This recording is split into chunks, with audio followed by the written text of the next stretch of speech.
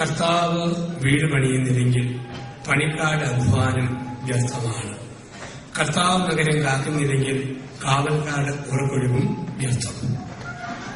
കർത്താവ് ഭവനം പണിയുന്നില്ലെങ്കിൽ പണിക്കാരുടെ അധ്വാനം നിഷ്ഫലമാണ്. കർത്താവ് നഗരം കാക്കുന്നില്ലെങ്കിൽ കാവൽക്കാരുടെ ഉറക്കൊഴിവ് വ്യർത്ഥം. അമ്പോ നോമ്പിലൂടെ നമ്മൾ കടന്നുപോകുന്നു. നോമ്പിന്റെ 2ാം വാരത്തിൽ നമ്മൾ പ്രവേശിച്ചു. നോമ്പുകാലമെന്ന് പറയുന്നത് നല്ല ഒരു കുമ്പസാരം നടത്താനുള്ള സമയം, വചനം കൂടുതൽ കേൾക്കാനുള്ള ഒരു സമയം, സഭയുമായി അല്പം കൂടി ആഴമായി ബന്ധപ്പെടാനുള്ള സമയം, നമ്മുടെ തന്നെ ഇച്ഛകളുടെ മേൽ ഒരു കടിഞ്ഞാനുള്ള സമയം. ഈ രീതിയിലാണ് നോമ്പുകാലത്തെ സഭാമാതാവ് കാണുക. നമ്മുടെ ഒരു ആമുഖ സന്ദേശത്തിൽ തമ്പുരാൻ പറഞ്ഞൊരു വാക്യതാണ്: മകനെ, മകളെ, നിന്റെ വീട് ദൈവം പണിതതാണോ അതോ എന്റെ പണം കൊണ്ട് ഞാൻ പണിതതാണോ? 2 കൂട്ടം വീടുകളുണ്ട്. എന്റെ സമ്പത്ത് കൊണ്ടും പണം കൊണ്ടും ഞാൻ പണിയുന്ന വീട്, പക്ഷെ ദൈവത്തിന് പൂർണ്ണമായി വിട്ടുകൊടുത്ത വീട്. ഇന്ന് പലപ്പോഴും മനുഷ്യൻ സ്വന്തം ശക്തിയിൽ ആശ്രയിക്കുമ്പോൾ ദൈവത്തിന്റെ ചോദ്യം: നിന്റെ ശക്തിയിലാണ് ആശ്രയിക്കുന്നത് അതോ എന്നിലാണ്? വയനാട്ടിലെ പുൽപ്പള്ളിയിലെ കുറെ മാസങ്ങൾക്ക് മുമ്പ് ഒരു ആദിവാസി മൂപ്പൻ ആത്മഹത്യ ചെയ്യാൻ വേണ്ടി ഒരു വലിയ മരത്തിന് മുകളിൽ കയറിയിരുന്നു. ഭാര്യയുടെ നല്ല സാരി കഴുത്തിൽ കുടിക്കുകയാണ് മൂപ്പൻ മരത്തിന് മുകളിലിരുന്നത്. ബാങ്കിൽ നിന്നെടുത്ത ലോൺ തിരിച്ചു വിടാൻ കഴിവില്ല. ആരെങ്കിലും ഈ ലോൺ ഒന്ന് വീട്ടി തരണം, ആരെങ്കിലും വീട്ടിയില്ലെങ്കിൽ ഞാനിപ്പം ചാടുമെന്ന് പറഞ്ഞ് ഭീഷണിയും മുഴക്കി ഈ മൂപ്പൻ മരത്തിന് ഏറ്റവും കൂടുതൽ മുമ്പിലിരുന്നു. പോലീസ് വന്നു, രാഷ്ട്രീയക്കാരും വന്നു, സാമൂഹ്യ നേതാക്കൾ വന്നു. എല്ലാരും പായിട്ട് ചാക്കിട്ട് താഴെ മൂപ്പരെ അവിവേകം കാണിക്കരുത്. മൂപ്പര് പറഞ്ഞു, വാക്ക് പറഞ്ഞാൽ പോരാ, ആരെങ്കിലും കടം വീട്ടിയാൽ കുഴപ്പമില്ല, അല്ലെങ്കിൽ എനിപ്പം ചാടും. പലരും ഒരുപാട് എക്സ്ക്യൂസ് പറഞ്ഞു നോക്കി, ഒരു രക്ഷയില്ല. ആവേശം വന്ന് മൂപ്പൻ കഴുത്തിൽ സാരി ശരിക്കും കുടുക്കിയിട്ട് എല്ലാവരും നോക്കി നിൽക്കാൻ ഒരു ചാട്ടം. ചാടിയ പാടെ മൂപ്പൻ താഴെ വീഴും, കാലൊടിഞ്ഞു പോയി, നടുകുളുക്കിപ്പോയി, കഴുതി തെന്നിപ്പോയി. എന്താ പറ്റിയെന്ന് ചോദിച്ചാൽ ആവേശം മൂത്ത് കഴുത്തിൽ കുരുക്കേട്ട മൂപ്പൻ മരത്തെ കേട്ടാൻ മറന്നുപോയി. ഇതാണ് പ്രശ്നം. പലപ്പോഴും നമ്മുടെയൊക്കെ ചാട്ടങ്ങൾ ഇങ്ങനെയാണ്. നമ്മുടെ ശമ്പളമായി, വീടായി, സ്ഥലമായി, മക്കളായി, പഠിത്തമായി കഴുത്തിൽ ഒരുപാട് കൊടുക്കിടും.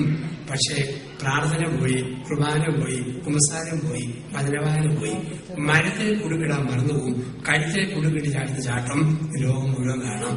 കുറെ കഴിയുമ്പോൾ അപ്പൻ അപ്പന്റെ വഴിക്ക്, അമ്മ അമ്മയുടെ വഴിക്ക്, മക്കളുടെ മക്കളുടെ വഴിക്ക്, കുടുംബം പല വഴിക്ക്, ജീവിതം പല വഴിക്ക്. നമ്മൾ കാണുന്നൊരു കാഴ്ച. ഞാൻ ചോദിക്കുക, നിന്റെ ഭവനം കർത്താവ് ഭവനം പണിയുന്നില്ലെങ്കിൽ പണിക്കാട് അധ്വാനം നിഷ്ഫലമാണ്. കർത്താവ് നഗരം കാക്കുന്നില്ലെങ്കിൽ കാവൽക്കാട് ഉറകൊഴുകും വ്യർത്ഥം. തിരുവനന്തപുരം നമ്മൾ ഓർമ്മിക്കുന്നു. പഴയ നിയമത്തിൽ ഇസ്രായേൽ ജനത ഈ ദൈവത്തെ വിളിച്ച വാക്കായിരുന്നു അഭയശില. അഭയശില ദൈവത്തെ വിളിച്ച വാക്കാണ്. അവൻ എന്റെ അഭയശിലയാണ്. എന്തുകൊണ്ടാണ് ദൈവത്തെ അഭയശില എന്ന് വിളിച്ചത്? യഹൂദ ജനത കരുതിയിരുന്നു ഈ ലോകത്തിന് നടു എന്ന് പറയുന്ന സ്ഥലം ജെറുസലേമാണ്. ഈ ലോകത്തിന് നടുക്കത്തെ കൃത്യമായ സ്ഥലം ജെറുസലേം ദേവാലയം ഇരിക്കുന്ന സ്ഥലമാണ്. ലോകത്തിന്റെ സെൻട്രൽ പോയിന്റ് എന്ന് പറയുന്നത് ജെറുസലേം ദേവാലയത്തിന്റെ ബലിപീഠം അൾത്താര ഇരിക്കുന്ന സ്ഥലമാണ്. അപ്പോൾ അവര് കരുതി ജെറുസലേം ദേവാലയത്തിന്റെ അൾത്താരയെ, ബലിപീഠത്തെ തൊടുന്നവൻ ദൈവത്തെ തൊട്ടു. അതുകൊണ്ട് വിളിച്ചു ദൈവം എന്റെ അഭയശില. അന്ന് ഇസ്രായേലിൽ 2 നിയമങ്ങൾ നിലനിന്നിരുന്നു. 1 ഹമ്രാബിയുടെ നിയമം, 2 മോശയുടെ നിയമം. ഹമ്രാബിയുടെ നിയമമാണ് ഇന്നും ഗൾഫിൽ നമ്മൾ ഫോളോ ചെയ്തത്. ഹമ്രാബിയുടെ നിയമമാണ്. ഹമ്രാബിയുടെ നിയമമാണ് ഒരുത്തനെ കണ്ണടിച്ചു പൊട്ടിച്ചാൽ അവന്റെ അതേ കണ്ണ് അടിച്ചു പൊട്ടിക്കണം. ഒരുത്തന്റെ അണപ്പൽ അടിച്ചു പറിച്ചാൽ അവന്റെ അതേ പല്ല് തിരിച്ചു പറിക്കണം. അതാണ് ക്രിസ്തു പറയുക, കോഡോ ഹമ്രാബി. നിങ്ങൾ കേട്ടിട്ടുണ്ടല്ലോ, കണ്ണിന് പകരം കണ്ണ്, പല്ലിന് പകരം പല്ല്. പക്ഷെ ഞാൻ നിങ്ങളോട് പറയുന്നു അത് പാടില്ല. ഇങ്ങനെ കൊന്നവനെ തിരിച്ചു കൊല്ലണമെന്നും ദ്രോഹിച്ചവനെ തിരിച്ചു ദ്രോഹിക്കണമെന്നും പഠിപ്പിച്ച സമൂഹത്തിൽ ഒരു വിശ്വാസം നിലനിന്നിരുന്നു. ഒരാളെ കൊന്നിട്ട് അവൻ ഓടി രക്ഷപ്പെട്ട് ജെറുസലേം ദേവാലയത്തിന്റെ ബലിപീഠത്തെ തൊട്ടാൽ പിന്നെ അവനെ തൊടാൻ പറ്റിയല്ല. ദൈവത്തെ തൊട്ടവനെ ശിക്ഷിക്കാൻ മനുഷ്യന് അവകാശമില്ല. ഏത് കൊള്ളയും കൊലപാതകവും നടത്തവൻ ഓടി രക്ഷപ്പെട്ട് ദേവാലയ ബലിപീഠത്തെ തൊട്ടാൽ അവനെ തൊടാനും ശിക്ഷിക്കാനും അനുവാദമില്ല. ഇതായിരുന്നു ഇസ്രായേലിലെ ഒരു അലിഖിത നിയമം. അമ്മയാണ് പറയുക, ദൈവം അഭയശില. ബലിപീഠത്തെ തൊട്ടവനെ പിന്നെ ആർക്കും തൊടാൻ പറ്റിയല്ല. ആ ഒരു രീതി. ഇതിൽ നിന്നും അമേരിക്ക ഭരണഘടന എഴുതിയപ്പോൾ ഈ ഇസ്രയേലിന്റെ സ്വാധീനം അമേരിക്കയെ ബാധിച്ചു. അവർ എഴുതി വെച്ചു, ഒരുത്തൻ ക്യൂബയിൽ നിന്നും അറ്റ്ലാന്റിക് സമുദ്രത്തിലൂടെ നീന്തി വന്ന് അമേരിക്കയിലെ ഫ്ലോറിഡയുടെ മയാമിയുടെ മണ്ണിൽ തൊട്ടാൽ അവനെ പൗരത്വം കൊടുത്തേ പറ്റൂ, പുറത്താക്കാൻ പറ്റുകയില്ല. അമേരിക്കയിൽ നിയമമുണ്ട്. അപേക്ഷയെ തൊട്ടവനെ ധിക്കരിക്കാൻ പറ്റുകയില്ല. അത് ഇന്ത്യയെ സ്വാധീനിച്ചു. കശാപ്പുകാരുടെ ശാലയിൽ നിന്നും ഒരു കാള ഓടി രക്ഷപ്പെട്ട് ക്ഷേത്രത്തിൽ കയറിയാൽ ആ കാളയെ കൊല്ലരുത്, അമ്പലക്കാള എന്ന് വിളിക്കപ്പെടുന്നു. തുടങ്ങിയത് 10,000 വർഷത്തെ പഴക്കമുള്ള ഇസ്രയേലിന്റെ പരിശുദ്ധ പാരമ്പര്യം. അപേക്ഷയെ തൊട്ടവനെ ആർക്കും തൊടാൻ പറ്റുകയില്ല. ഈ അപേക്ഷയായ ദൈവത്തെ ദൈവം അനുഭവിച്ചതെങ്ങനെ? അവൻ കൂടെ വരുമ്പോൾ ഭയം മാറ്റുന്ന ദൈവം. അതാണ് വേദപുസ്തകത്തിൽ ഏറ്റവും കൂടുതൽ പ്രാവശ്യം ആവർത്തിക്കുന്ന വാക്കാണ് ഭയപ്പെടേണ്ട, ഞാൻ നിന്റെ കൂടെയുണ്ട്. ഒരു വർഷത്തിൽ 360 ദിവസമുണ്ടെങ്കിൽ 366 പ്രാവശ്യം വേദപുസ്തകത്തിൽ ആവർത്തിക്കുന്ന വാക്കാണ് നീ ഭയപ്പെടേണ്ട, ഞാൻ നിന്റെ കൂടെയുണ്ട്. പുറപ്പാട് പുസ്തകത്തിന്റെ 14-ാം തിരുവചനത്തില് ജനനേതാവായ മോശയോട് ദൈവം അരുളി ചെയ്തു, മോശെ നീ ഭയപ്പെടേണ്ട, നിനക്ക് വേണ്ടി യുദ്ധം ചെയ്യുന്ന കർത്താവ് നിന്റെ കൂടെയുണ്ട്. മത്തായി സുവിശേഷം 28:20 അവസാനം നമ്മൾ വായിക്കും, സ്വർഗത്തിലേക്ക് ആരോഹണം ചെയ്യുന്ന യേശു പറയുകയാണ്, കുഞ്ഞുങ്ങളെ ഭയപ്പെടേണ്ട, ലോകാവസാനം വരെ ഞാൻ നിങ്ങളോടുകൂടി ഉണ്ടായിരിക്കും. ഭയപ്പെടേണ്ട, ഞാൻ നിന്റെ കൂടെയുണ്ട്. ഈ ഉറപ്പാണ് ദൈവം നമുക്ക് തരിക. ക്രിസ്തു പിറന്ന രാത്രിയിൽ ബേത്ലഹേമിലെ ഇടയന്മാർക്ക് 5 ഭയങ്ങളുണ്ടായിരുന്നു. ഇടയന്മാർക്ക് 5 ഭയങ്ങളുണ്ടായിരുന്നു. എന്തെല്ലാമായിരുന്നു? 1, കള്ളൻ ആടിനെ മോഷ്ടിക്കുന്ന കാലം. 2, ചെന്നായി ആടിനെ കൊല്ലുന്ന കാലം.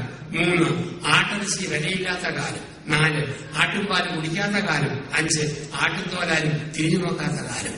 ഈ 5 ഭയങ്ങളോടെ ആടിനെ മേയിക്കുന്ന ഇടയന്മാരുടെ മുമ്പിലാണ് ദൈവത്തിന്റെ മാലാഖമാർ എന്ന് പറയുക, സകല ജനതകൾക്കുമുള്ള രക്ഷയുടെ സദ്വാർത്ത കേട്ടുകൊള്ളുവിൻ, നിങ്ങൾക്കായ രക്ഷകൻ ദാവീദിന്റെ പട്ടണമായ ബേത്ലഹേമിൽ ഇന്ന് ജനിച്ചിരിക്കുന്നു. ഇത് കേട്ട പാടെ ഭയം പോയി. ഇടയന്മാര് പറഞ്ഞു, നമുക്ക് തമ്പുരാനെ നോക്കാം. തമ്പുരാൻ ആടിനെ നോക്കട്ടെ. ഒരൊറ്റ ഓട്ടം. ചെന്നാൽ ചത്തിട്ടില്ല, കള്ളം പോയിട്ടില്ല, ആട്ടുംപാൽ വരെ ഓടിയിട്ടില്ല. പക്ഷെ പേടി. ദൈവം വരുമ്പം ഭയം പോകും.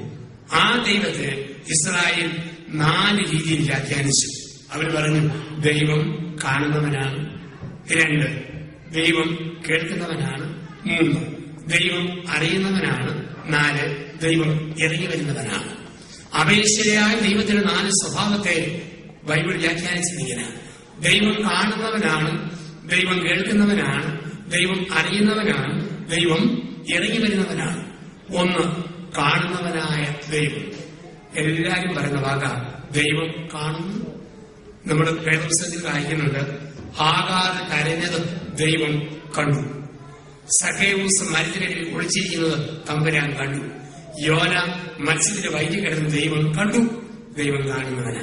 നല്ല അമ്മച്ചിമാര് പറയും, എന്റെ അച്ഛ കെട്ടിയവൻ കണ്ടില്ലേലും, മക്കളും മരുമക്കളും കണ്ടില്ലേലും, 40 ഗോത്രങ്ങൾ ഒട്ടും കണ്ടില്ലേലും തമ്പുരാൻ കാണുന്നുണ്ടല്ലോ. എവിടെയിരുന്നാ കാണുന്നതെന്ന് അറിയത്തില്ല, പക്ഷെ കാണുന്നുണ്ട്. നമുക്കൊക്കെയുള്ള ഉറപ്പ്. ചില മനുഷ്യർ ധ്യാനമന്ദിരത്തിൽ വരും. ഞങ്ങൾക്കിങ്ങനെ കപ്പിച്ച സമയത്ത് രീതിയിൽ ഞങ്ങൾ കുട്ടനാട്ടിൽ പോയി നെല്ല് പിരിക്കുമായിരുന്നു പണ്ട്. ഇന്ന് ആൾക്കാർ സംഭാവന കൊണ്ട് തരും. അപ്പൊ തന്നിട്ട് പറയാ, അച്ഛാ രസീതൊന്നും വേണ്ട, തമ്പുരാൻ കണ്ടാൽ മതി. എന്ത് ചെയ്യുമ്പോഴും ദൈവം കാണുന്ന ഉറപ്പ്. കാരണം മത്തായി 10:42 ഒരു പാത്രം പച്ചവെള്ളം കൊടുത്താലും ഞാനത് കാണും, ഞാനതിന് പ്രതിഫലം തരും.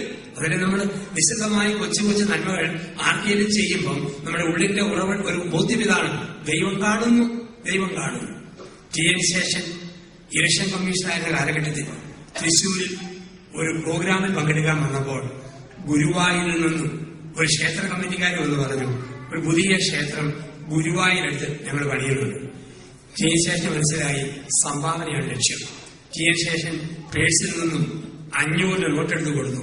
അവരത് കുടഞ്ഞ് എടുത്തു. രസീറ്റ് എഴുതി, TN Seshan election commission of India donation 500 രൂപ. രസീത് TN ശേഷൻ കൊടുത്തപ്പം TN ശേഷൻ പറഞ്ഞു, രസീത് വേണ്ട. അതെന്താ? ദൈവത്തിന് കൊടുക്കുന്ന കാര്യത്തിൽ ഞാൻ കണക്ക് വെക്കാറില്ല, അപ്പോൾ രസീത് വേണ്ട. അവർ ചോദിച്ചു, പിന്നെ അങ്ങനെയാണെങ്കിൽ എന്തിനാ ഇത്രയും കഷ്ടപ്പെട്ട് ഞങ്ങളെ കൊണ്ട് ഇത് എഴുതിപ്പിച്ചത്? പിന്നെ TN ശേഷൻ പറഞ്ഞു, ദൈവത്തിന് കൊടുക്കുന്ന കാര്യത്തിൽ ഞാൻ കണക്ക് വെക്കുകയായാലും ദൈവത്തിന്റെ നാമത്തിൽ പിരിക്കുന്ന ആൾക്കാർക്ക് കണക്ക് വേണം. അത് കത്തിച്ച് ദൂരെ കടന്നേരം കാണുന്നു. ഒരുറപ്പ് ദൈവം കാണുന്നവൻ. നമ്മുടെയൊക്കെ ജീവിതത്തിന് ഉറപ്പിതാണ്, ഏത് മമ്പലം വരുമ്പോഴും സഹനം വരുമ്പോഴും പിടിച്ചിരിക്കുന്ന ഒറ്റ ഉറപ്പ് തമ്പുരാൻ കാണുന്നുണ്ടല്ലോ. കുവൈറ്റ് വന്ന് ഈ മരുഭൂമിയിൽ നമ്മൾ ഒത്തിരി അലയുമ്പോഴും നമ്മുടെ കഷ്ടപ്പാട് അറിയാതെ ആൾക്കാർ പലതും പറയുമ്പോഴും നമുക്കുണ്ടാകേണ്ട ഏക ഉറപ്പ് ദൈവം കാണുന്നു. ഒരു ചേട്ടൻ ആടിനെ കാണാതെ പോയി. ചേട്ടൻ അന്വേഷിച്ച് മടുത്തു. എത്ര നോക്കിയിട്ടും ആടിനെ കാണുന്നില്ല. അവസാനം വനത്തിന്റെ അരികിൽ ഒരു മരത്തെ കയറ്റുന്ന ചേട്ടൻ ദൂരങ്ങളിലേക്ക് ദൃഷ്ടി വായിച്ചു. എവിടെയെങ്കിലും ആടിനെ കാണുന്നുണ്ടോ? കണ്ടില്ല. അപ്പോഴാണ് ഒരു കാമുകനും കാമുകയും പ്രേമം മൂത്ത് ഈ മരത്തിനെ മൂട്ടി പോയി.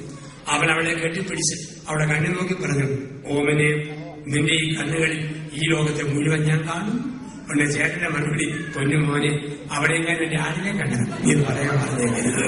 അപ്പം കാണുന്നവനായ ദൈവം, സകലതും കാണുന്നവനാണ് ദൈവം. 2, ദൈവം കേൾക്കുന്നവനാണ്. ജെറമിയ 33:3, നീ എന്നെ വിളിക്കുക, ഞാൻ നിന്നെ കേൾക്കുന്ന ദൈവമാണ്.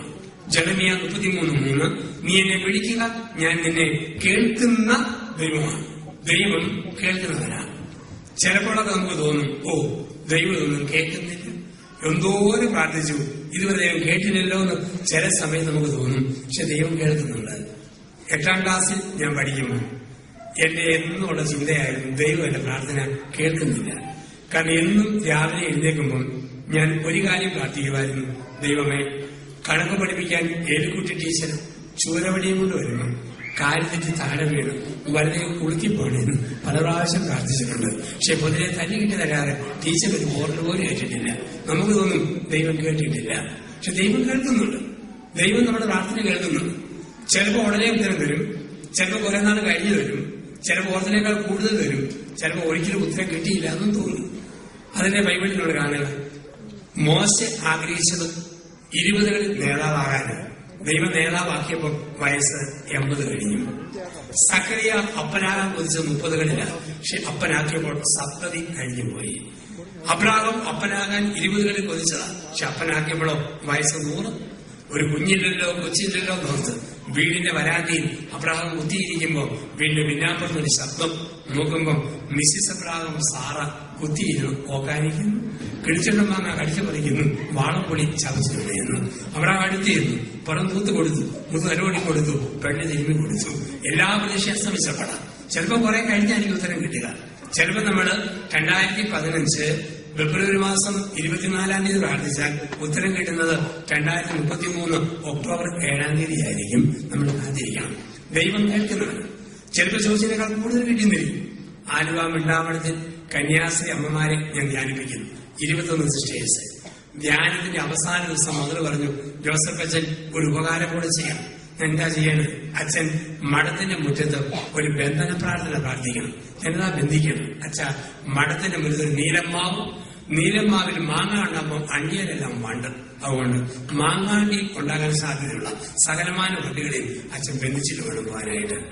ഞാൻ എന്റെ മദർ കാർഷിക പാത്രത്തിൽ ആനാവളം തോന്നും, ഊറാരം തോന്നും, ബന്ധനപാത്ര പുസ്തകം തോന്നും. ഞാൻ മാറിന്റെ മൂട്ടിൽ നിന്നും മദറിനെ മുട്ടിൽ നിന്നും മറ്റുള്ളൊരു വട്ടം നിന്നു. എല്ലാവരും നോക്കി നിൽക്കാൻ ഞാൻ പ്രാർത്ഥിച്ചു. സസ്യങ്ങളെ നട്ടവനും വൃക്ഷങ്ങളെ മുളപ്പിച്ചവനുമായ ഇസ്രയേലിന്റെ ദൈവമായ കർത്താവേ, ഈ നീലമാവിൽ കാലാകാലം ഉണ്ടാകുന്ന മാങ്ങാടെ അണ്ടിയിൽ ഉണ്ടാകാൻ സാധ്യതയുള്ള സകലമായ വണ്ടികളെയും ബന്ധിക്കണേ. ഒരു ഞെക്ക്, ഒരു ബീച്ച്, ഒരു കമുത്.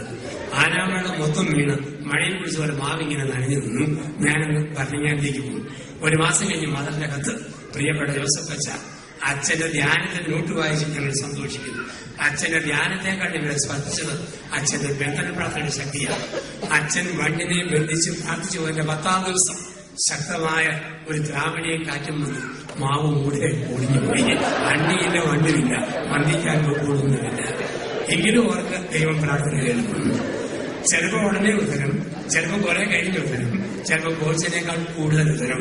ദൈവം പ്രാർത്ഥന കേൾക്കുന്നവനാണ്. 1, ദൈവം കാണുന്നവനാണ്. 2, ദൈവം കേൾക്കുന്നവനാണ്. 3, ദൈവം അറിയുന്നവനാണ്. യോഹന്നാൻ 2:25, മനുഷ്യന്റെ ഉള്ളിലുള്ളത് എന്തെന്ന് ദൈവം അറിഞ്ഞു. മനുഷ്യന്റെ ഉള്ളിലുള്ളത് എന്തെന്ന് കർത്താവ് അറിഞ്ഞു. അറിഞ്ഞുകൊണ്ട് തന്നെ ഒറ്റുകാരനെയും ആ കൂട്ടത്തിൽ ഉൾപ്പെടുത്തി. അറിയുന്നവൻ, എന്തും അറിയുന്നവൻ. അതാണ് 139-ാം സങ്കീർത്തനം. പക്ഷിയെ പോലെ പറന്ന് പർവ്വതത്തിന് മുകളിൽ ചെന്നാൽ നീ അവിടെയുണ്ട്. മത്സ്യത്തെ പോലെ ഊഴിയിട്ട് ആഴിയിൽ അഗാധങ്ങളിൽ ചെന്നാൽ നീ അവിടെയുണ്ട്. ഞാൻ ഉടരുന്നതും ഞാൻ കുറഞ്ഞതും നിന്റെ വിശുദ്ധ കരങ്ങളിലാണ്. ഇപ്പൊ ദൈവം അറിയുന്നവനായ ദൈവമാണ്. അറിയുന്നവൻ. ലോകത്തെ മനുഷ്യൻ ഏത് തെറ്റ് ചെയ്യുമ്പോഴും അവന്റെ ഓർമ്മ ആരും അറിയലല്ലോ. കൈക്കൂലി മേടിക്കുന്നവർക്കും ആരും അറിയലല്ലോ. സ്വർണം കടത്തുന്നവർ എയർപോർട്ടിൽ എത്തുന്നവരെവർക്കും ആരും അറിയലല്ലോ. അത് കഴിയുമ്പോഴാണ് സാവധാനം അറിഞ്ഞുകൊള്ളുക. ലോകത്തിലെ സകല തെറ്റുകളും ആരും അറിയലെന്നോർത്താം. കായേൻ ആബേലിനെ കൊന്നത് ആരും അറിയാതെയാണ്. ദാവീദ് ഉറിയാവിന്റെ ഭാര്യയെ നശിപ്പിച്ചത് ആരും അറിയാതെയാണ്. സുകുമാരക്കുറുപ്പ് ചാക്കോയെ മാവേലിക്കലിൽ കാറിൽ ചുട്ടുകൊണ്ടത് ആരും അറിയാതെയാണ്. കമ്മ്യൂണിസ്റ്റ് നേതാവ് കോൺഗ്രസുകാരെ നിർദ്ദയം കൊന്നൊടുക്കിയത് ഞങ്ങളുടെ ജില്ലയിൽ ഇടുക്കിയിൽ ആരും അറിയാതെയാണ്. പക്ഷെ കൊന്നവൻ തന്നെ വിളിച്ചു പറഞ്ഞു, പ്രാർത്ഥനയെ പോലെ ഒരുതിനെ ചവിട്ടിക്കൊന്നു, ഒരുതിനെ വെട്ടിക്കൊന്നു, ഒരുതിനെ കുത്തിക്കൊന്നു. ഏത് കള്ളനും ലോകസമക്ഷം വെളിപ്പെടുത്തുന്ന ലോകമാണിത്. ചങ്ങനാശ്ശേരി വാഴപ്പടിയിൽ ഒരു സൈക്കിൾ കടക്കാരൻ ഒരു ബാലിനെ കൊന്ന് കുളത്തിൽ തള്ളി 18 വർഷം മുമ്പ്. 18 വർഷങ്ങൾ അവൻ പറയുന്നു, കുളത്തിൽ ഞാൻ തള്ളിയ ശവം അസ്ഥി കൂടെ മാറ്റിയെടുക്കുന്നു. വാഗമൺ മലമടങ്ങിൽ ഒരു ഹൈന്ദവ കുടുംബനാഥൻ തളർന്നുപോയ ഭാര്യയെ കുഴിയിലെറിഞ്ഞു കൊന്നു. എന്നും അവളെ എറിഞ്ഞ ദിവസം മൺചിരാതെ കത്തിച്ചു വെച്ചു. വർഷങ്ങൾക്ക് ശേഷം വരുന്നു, ഇവിടെയാണ് ഞാൻ എന്റെ ഭാര്യയെ എറിഞ്ഞു കൊന്നത്. മറഞ്ഞിരിക്കുന്നതെല്ലാം വെളിച്ചത്ത് വരുന്നു. ദൈവം അറിയുന്നവനാണ്. നമുക്കെല്ലാവർക്കും തെറ്റുപറ്റാം. പക്ഷേ തിരുത്തിയാൽ ദൈവം അനുഗ്രഹിക്കും. അതിൽ നിലനിന്നോ ദൈവം പിടിക്കും. തമ്പുരാൻ ആദ്യവാദ്യം ഈർക്കിരിക്കൊരടി, കുരങ്ങും ചൂരനൊരു കോട്ട്, രക്ഷയിലെ കൂടം വെച്ച് തലക്കിട്ട് വരണം. അത് അവസാന സ്റ്റെപ്പാണ്. യാക്കോബിന് അങ്ങനെയാണ്. ഒത്തിരി അവസാനം കൊണ്ട് അവസാനം അരകെട്ട് തെറ്റിച്ച് ഞൊണ്ടി നടത്തി എന്നാണ് പറയുക. ദൈവം അറിയുന്നവനാണ്. 1 കാണുന്നവൻ, 2 കേൾക്കുന്നവൻ, 3 ദൈവം അറിയുന്നവനാണ്, 4 ദൈവം ഇറങ്ങി വരുന്നവനാണ്. ഇസ്രായേൽ മക്കൾക്ക് വിശന്നപ്പോൾ മന്നയായി ഇറങ്ങി വന്നു. ഇറച്ചിക്ക് വേണ്ടി കൊതിച്ചപ്പോൾ സീനായി സമുദ്രത്തിൽ കാടപ്പക്ഷിയായി ഇറങ്ങി വന്നു. തന്നെ വിശ്വസിക്കുന്ന രക്ഷപ്പെടാൻ വേണ്ടി ഏകജാത രൂപത്തിൽ അവിടുന്ന് ഇറങ്ങി വരുന്നു. അപ്പൊ നമ്മുടെയൊക്കെ ജീവിതത്തിൽ കൂടെ വരുന്ന ദൈവം, ഇറങ്ങി വരുന്ന ദൈവം ഇതിന്റെ അനുഭവം. 3 ചെറുപ്പക്കാര് തീശൂളയെ കടന്നപ്പോൾ 4മത്തവനായി കൂടെ നടന്നവൻ. എമ്മാവുസിലേക്ക് 2 പേരെ നിരാശയോടെ പോയപ്പോൾ 3മത്തവനായി ഒപ്പം നടന്നവൻ. ഇങ്ങ് ദൂരെ കുവൈറ്റിലേക്ക് നിങ്ങൾ പോന്നോ, നിങ്ങളുടെ കൂടപ്പുറപ്പിനെ പോലെ ഒപ്പം വന്ന ഒരു ദൈവം. വെയിൽ വരുമ്പോൾ മേഘസ്തംഭമായി, ഇരുട്ടി വരുമ്പോൾ ദീപസ്തംഭമായി കൂടെ നടക്കുന്ന ഒരു ദൈവം, അവിടുന്ന് ഇറങ്ങി വരുന്നവനായ ഒരു ദൈവം.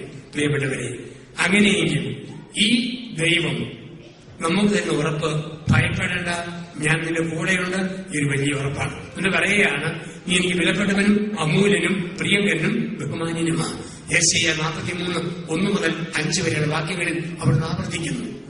ദൈവം പറയും, ഇന്ത്യ രാജ്യത്തെക്കാൾ നിനക്ക് വിലയുണ്ട്, കുവൈറ്റ് എന്ന രാജ്യത്തെക്കാൾ മോനെ വിലയുണ്ട്. അതാണ് പറയുക, നിനക്ക് പകരമായി എത്യോപ്യയും സേവായും ഞാൻ കൊടുത്തു. നിനക്ക് പകരമായി എത്യോപ്യയും സേവായും ഞാൻ കൊടുത്തു. രാജ്യത്തെക്കാൾ വില ദൈവം എനിക്ക് തരുന്നു. ഭരണജ്ഞാനം അസീസി ധ്യാനമന്ദിരത്തിന്റെ ഡയറക്ടറായിട്ട് ഞാൻ 5 വർഷക്കാലം പ്രവർത്തിച്ചു.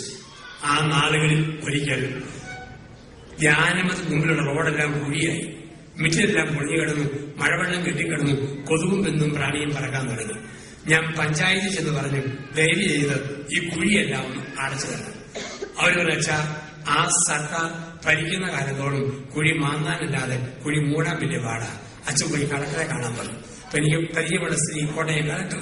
ഞാനവിടെ ചെന്നപ്പോൾ അവർ പറഞ്ഞാൽ അടുത്ത 6 മാസങ്ങൾക്കിടയിൽ പ്രത്യേക ഓർഡറിലൂടെ വഴി വൃത്തിയാക്കി തരും, അച്ഛൻ പോകും. എനിക്കൊരു സോഡാ നാരങ്ങാവളം മുറിയിലെത്തിച്ചത്. ഞാൻ ഈ സോഡാ നാരങ്ങാവളം കുടിച്ച് ഇറങ്ങി വരുമ്പോൾ അവിടുത്തെ തൂപ്പുകാരൻ ഇഷ്ടപ്പെട്ടില്ല. അച്ഛന്മാരുടെ പിണക്കമുള്ള ഒരു പ്രത്യേക വർഗത്തിന്റെ പ്രതിനിധിയായിരുന്നു അവൻ.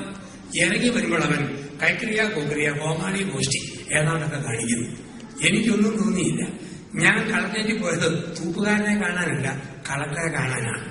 കളക്ടർ എന്നെ മാനിച്ചാൽ തൂപ്പുകാരൻ എന്നെ എടുത്താലും എനിക്കൊന്നും തോന്നിയില്ല. എന്റെ ദൈവം എന്നെ മാനിച്ചും ഉറപ്പുള്ള കെട്ടിയവന് ഭാര്യയെന്ന തൂപ്പുകാരി എന്നാ പറഞ്ഞാലും ഒരു പ്രശ്നവുമില്ല.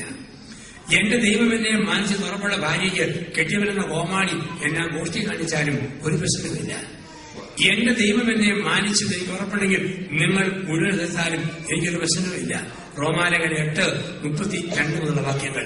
ക്രിസ്തു എന്റെ പക്ഷത്തെങ്കിൽ ആരെനിക്ക് എതിര് നിൽക്കും? നഗ്നതയോ ആപത്തോ വാളോ പട്ടിണിയോ വന്നവയോ വരുവാനുള്ള ഒന്നിനും എന്റെ ക്രിസ്തുവിനോട് സ്നേഹത്തിൽ നിന്ന് എന്നെ മാറ്റുക സാധ്യമല്ല. അപ്പൊ ദൈവം എന്നെ സ്നേഹിക്കുന്നു, ആ ഒരു ഉറപ്പ്, ആ ഒരു ബോധ്യം നമ്മളതിൽ ജീവിച്ചു മുമ്പോട്ട് പോവുക. പ്രിയപ്പെട്ടവരെ, ദൈവം അരൂപിയാണ്. നിങ്ങൾക്കും എനിക്കും രൂപമുണ്ട്. ദൈവം അദൃശ്യനാണ്, നമ്മൾ ദൃശ്യനാണ്.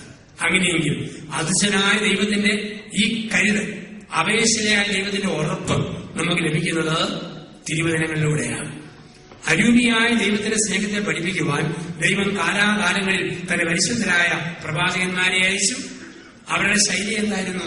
നമുക്ക് മനസ്സിലാകുന്ന ഒരു ഉപമയെടുത്തിട്ട് അതിന്റെ വെളിച്ചത്തിൽ പറഞ്ഞു, ലോകത്തിൽ കാണുന്ന ഈ സ്നേഹം ഇന്നല്ലെങ്കിൽ നാളെ മാഞ്ഞു പോകും. പക്ഷെ മായാത്ത മറയാത്ത ഒരു സ്നേഹമുണ്ട്. ഒരിക്കലും മാറാത്ത സ്നേഹം ദൈവത്തിന്റെ സ്നേഹമാണ്. മനുഷ്യന്റെ സ്നേഹത്തെ മാതൃകയെടുത്തു.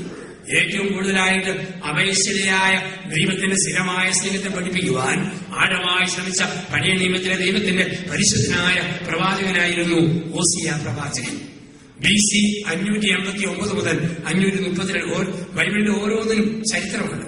ചരിത്രത്തിലാണ് ബൈബിൾ എഴുതപ്പെട്ടത്, ചരിത്രത്തിലാണ് ബൈബിൾ വ്യാഖ്യാനിക്കേണ്ടത്. കാരണം നമ്മൾ വെറുതെ എഴുതുന്നത് മത്തായിയുടെ 8:10, ലൂക്കായുടെ 3:9 അങ്ങനെ പറയാൻ പറ്റിയല്ല. ഓരോന്നിനും പറയും ഒരു ചരിത്ര പശ്ചാത്തലമുണ്ട്. ഓസിയ പ്രവചിക്കുന്നത് BC 589 532 കാലഘട്ടത്തിലാണ്. ആ കാലഘട്ടത്തിൽ ഇസ്രായേൽ ബാബിലോൺ അടിമത്തത്തിലായിരുന്നു. ഇറാഖാണ് ബാബിലോൺ, നമുക്കറിയാം. ഇറാഖിന്റെ അടിമത്തത്തിൽ ഇസ്രായേൽ കഴിഞ്ഞിരുന്ന BC 589 എന്ന് പറയുന്ന കാലഘട്ടം. ആ കാലഘട്ടത്തിൽ ദൈവം സ്വാതന്ത്ര്യം തരുമെന്നും ദൈവം സ്നേഹമാണെന്നും പറഞ്ഞ് കടന്നു വന്ന പരിശുദ്ധനായ പ്രവാചകൻ ഹോസിയ, അദ്ദേഹം നോക്കിയപ്പോൾ മനുഷ്യന് മനസ്സിലാകുന്ന ഒരു സ്നേഹം, ലോകത്ത് ഏറ്റവും വലുതായിട്ട് മനുഷ്യന് മനസ്സിലാക്കുന്ന സ്നേഹം ദാമ്പത്യ സ്നേഹമാണ്. അദ്ദേഹം നോക്കിയപ്പോൾ ഏറ്റവും വലിയ സ്നേഹം ഭാര്യാഭർത്താക്കന്മാരുടെ സ്നേഹമാണ്. അതിനെ വെളിച്ചത്തിൽ ഹോസിയ പറഞ്ഞു, ഭാര്യ ഭർത്താവിനെ മറന്നാലും ഭർത്താവ് ഭാര്യയെ മറന്നാലും ദൈവം നിന്നെ മറക്കില്ല. പ്രായപൂർത്തിയായ 99% പേരും കല്യാണം കഴിഞ്ഞ സമൂഹത്തിൽ അവർക്ക് മനസ്സിലായി ദൈവസ്നേഹത്തിന്റെ ആഴം. ഭാര്യ ഭർത്താവിനെ മറന്നാലും ഭർത്താവ് ഭാര്യയെ മറന്നാലും ഞാൻ നിന്നെ മറക്കില്ല. ഇപ്പൊ കല്യാണം കഴിഞ്ഞവരോട് ഏറ്റവും വലിയ സ്നേഹവേദ കെട്ടിയവൻ പറയും, അത് ഞാനും എന്റെ ഭാര്യയും തമ്മിലുള്ളതാണ്. ഭാര്യ പറയും, ഞാനും എന്റെ ഭർത്താവ് തമ്മിലുള്ളതാണ്. നമ്മൾ പറയും, ഭർത്താവ് തലയാണ്, ഭാര്യ പെടലിയാണെന്നാണ് പറയുക. ഭർത്താവ് തലയാണ്, ഭാര്യ പെടലിയാണ്. തലയ്ക്കൊരു കുഴപ്പമുണ്ട്, പെടലി തിരിയുന്ന പോലെ തലയ്ക്ക് മാറാൻ പറ്റുള്ളൂ. ഇതാണ് തലയുടെയും പെടലിയുടെയും പ്രത്യേകത. ഏറ്റവും വലിയ സ്നേഹം ഭാര്യാവർത്ത സ്നേഹം, സൂര്യയുടെ ഏറ്റവും വലിയ സ്നേഹം പുരുഷനും സ്ത്രീയും തമ്മിലുള്ള ഒരു സ്നേഹം. ആ സ്നേഹത്തെയാണ് എടുത്ത് കാണിക്കുക. അതുകൊണ്ടാണ് പൗലോസ്ലീഹ എഫെസോസിലെ സഭയ്ക്ക് എഴുതുമ്പോൾ 5-ാം അധ്യായത്തിൽ 22 വാക്യങ്ങളിൽ പറയും, ഇക്കാലത്താൽ പുരുഷൻ മാതാപിതാക്കളെ വിട്ട് ഭാര്യയോട് ചേരും, അവർ ഇവ രണ്ടല്ലോ ഒന്നാകുന്നു, ഇതൊരു മഹാരഹസ്യമാകുന്നു. ലോകത്ത് വിട്ടേച്ച് മറ്റു സ്നേഹമേ ഉള്ളൂ, ദാമ്പത്യ സ്നേഹം. ഞങ്ങളുടെ വീട്ടിൽ 2 മക്കളാണ്. ഞാനും ഞങ്ങൾ 2 പേരേ ഉള്ളൂ. ഞാനും ഒരു ജ്യേഷ്ഠൻ. ജ്യേഷ്ഠൻ കല്യാണം കഴിച്ചയാള്, ഞാൻ പെണ്ണ് കെട്ടാത്ത അച്ഛൻ. ഞാൻ അവധിക്ക് വീട്ടിൽ ചെല്ലുമ്പം ജ്യേഷ്ഠന്റെ കല്യാണം കഴിഞ്ഞ നാളുകളിൽ അമ്മ രാത്രി 10:30 ഞാൻ കിടക്കുന്ന കട്ടിലിന്റെ അടുക്കൽ കസേരയിലിരിക്കും. എന്ന് പറയും, മോനെ എന്നൊക്കെ പറഞ്ഞാലും ആൺപിള്ളാര് പെണ്ണ് കെട്ടി കഴിയുമ്പോൾ മാറ്റം വരുമെന്ന് പറഞ്ഞ് കേട്ടിട്ടേ ഉള്ളൂ. ഇനി ആരും പറയണ്ട, മോന്റെ ചേട്ടന്റെ കാര്യം എടുത്താൽ മതി, എന്തൊരു മാറ്റം. കഴിഞ്ഞ തിങ്കളാഴ്ച ഒരു മുഴുത്ത അയല മേടിച്ചിട്ട് തലമുറി അവന്, നടുമുറി അവക്ക്, എനിക്കൊരു മെലിഞ്ഞ വാല്. ഇത്രയും മാറിപ്പോയല്ലോ. ഞാൻ വേണ്ടി അമ്മേ ഞാൻ ഉറങ്ങി, മോൻ ഉറങ്ങിക്കാൻ ഇപ്പം പോകണം, ബാക്കി നാളെ പറയാമെന്ന് അമ്മ എഴുന്നേറ്റ് പോകും. കാരണം പുരുഷൻ മാതാപിതാക്കളെ വിട്ടു. ഈ വിട്ടേച്ച് പോന്നുകൊണ്ടാ ആണുങ്ങള് കെട്ടുമ്പം വിറയ്ക്കുന്ന കാണാം, പെണ്ണുങ്ങളെ കെട്ടിക്കുമ്പോൾ വേർക്കുന്ന കാണാം. ഏത് പട്ടാളക്കാരനാണേലും തൂക്ക് പിടിക്കും വിറയ്ക്കാത്ത കൈ, താലി പിടിക്കുമ്പോൾ വിറയ്ക്കും. കാരണം പട്ടാളക്കാരന് പോലും അറിയാം 2-ാം ലോകമഹായുദ്ധം സ്നേഹിക്കാം. ഇന്ന് മുതൽ തുടങ്ങാൻ പോകുന്ന 3-ാം ലോകമഹായുദ്ധം അവന്റെ ശക്തിക്കപ്പുറം. അപ്പനും മോനും കൂടെ വീടിന്റെ വരാത്തിൽ കൂടെ കടന്നു പോകുന്നു. 5 വയസ്സുള്ള മോൻ അപ്പനോട് പറയുക, പിറ്റേ നോക്കിയപ്പം അപ്പന്റെ അമ്മയുടെ കല്യാണ ഫോട്ടോ. മോൻ പറഞ്ഞു, പപ്പ കല്യാണത്തിന്റെ അന്ന് പപ്പാടെ ചിരി എന്നാ നല്ല ചിരിയായിരുന്നു. പപ്പ പറഞ്ഞു, മോനെ അന്നിന്റെ അപ്പന്റെ ഒടുക്കത്തെ ചിരിയായിരുന്നു, പിന്നെ ഇന്ന് വരെ ചിരിച്ചിട്ടില്ല.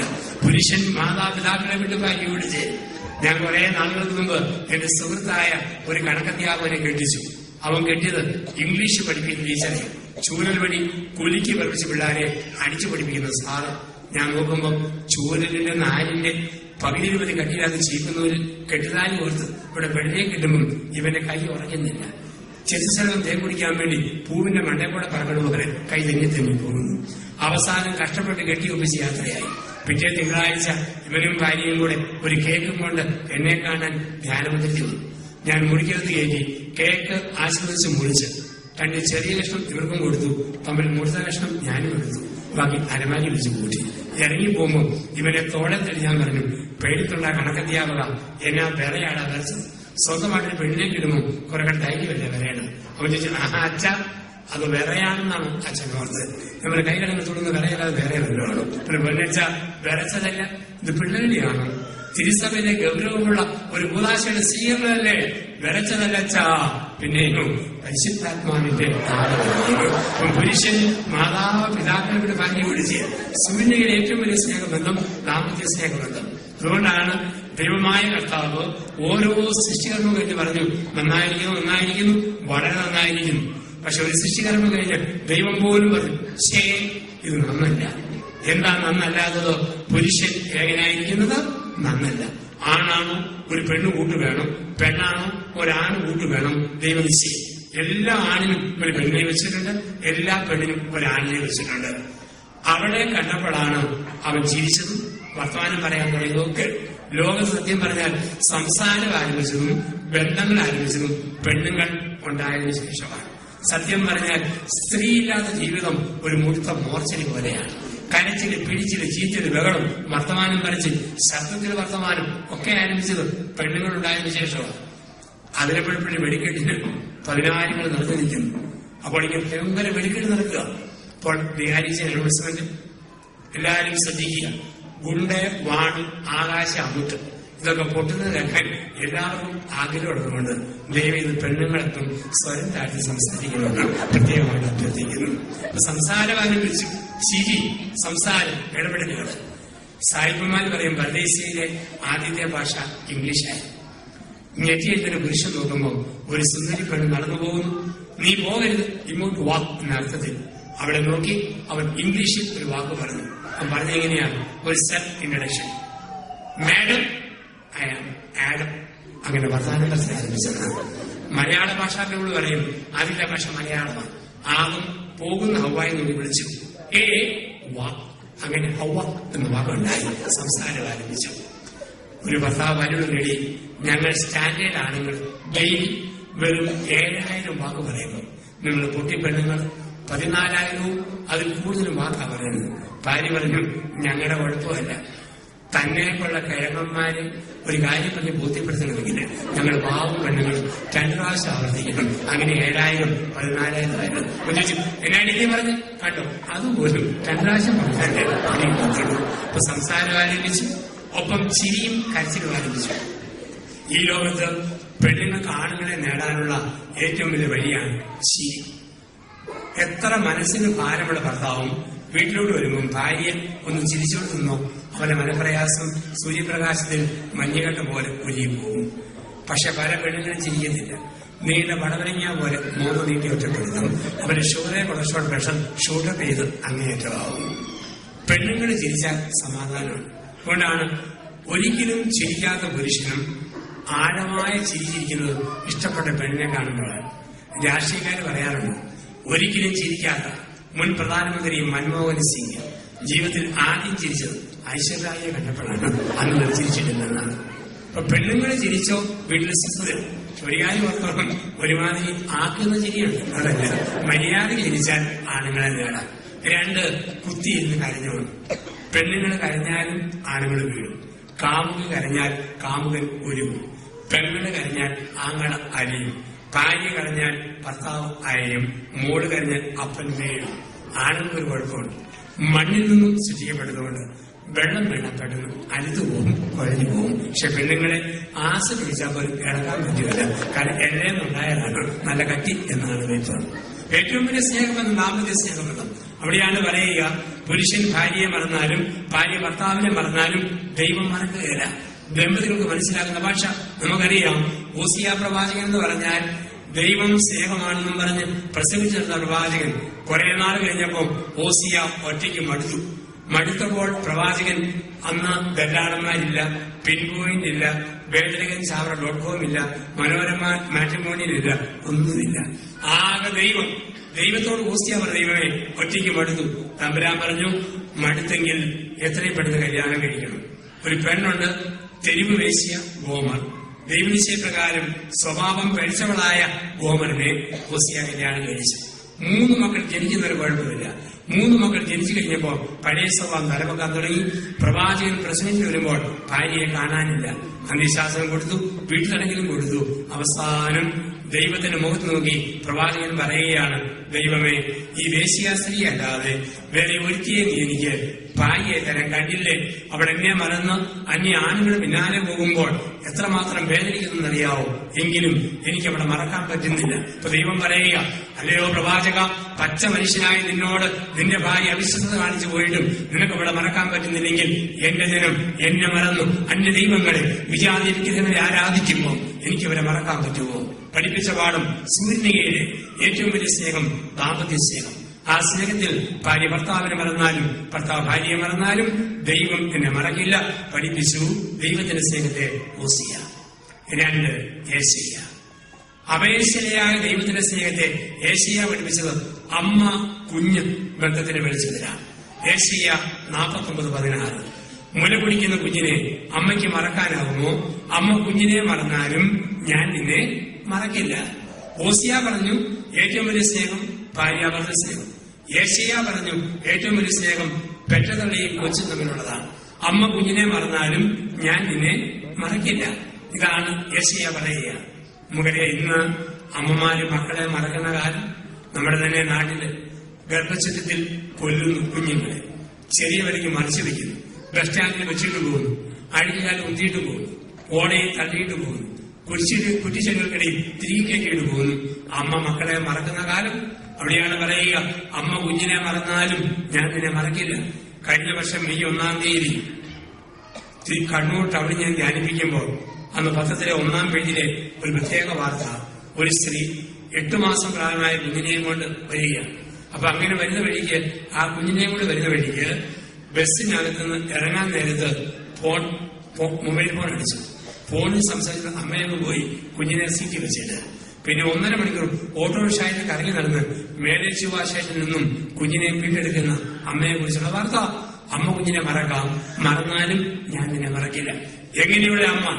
മുല കുടിക്കുന്ന കുഞ്ഞിനെ അമ്മയ്ക്ക് മറക്കാനാകുന്നു? ഏശയ്യ പ്രസംഗിക്കുമ്പോൾ അമ്മമാര് മക്കളെ മുലപ്പാൽ കുടിപ്പിക്കുന്ന കാലമായിരുന്നു.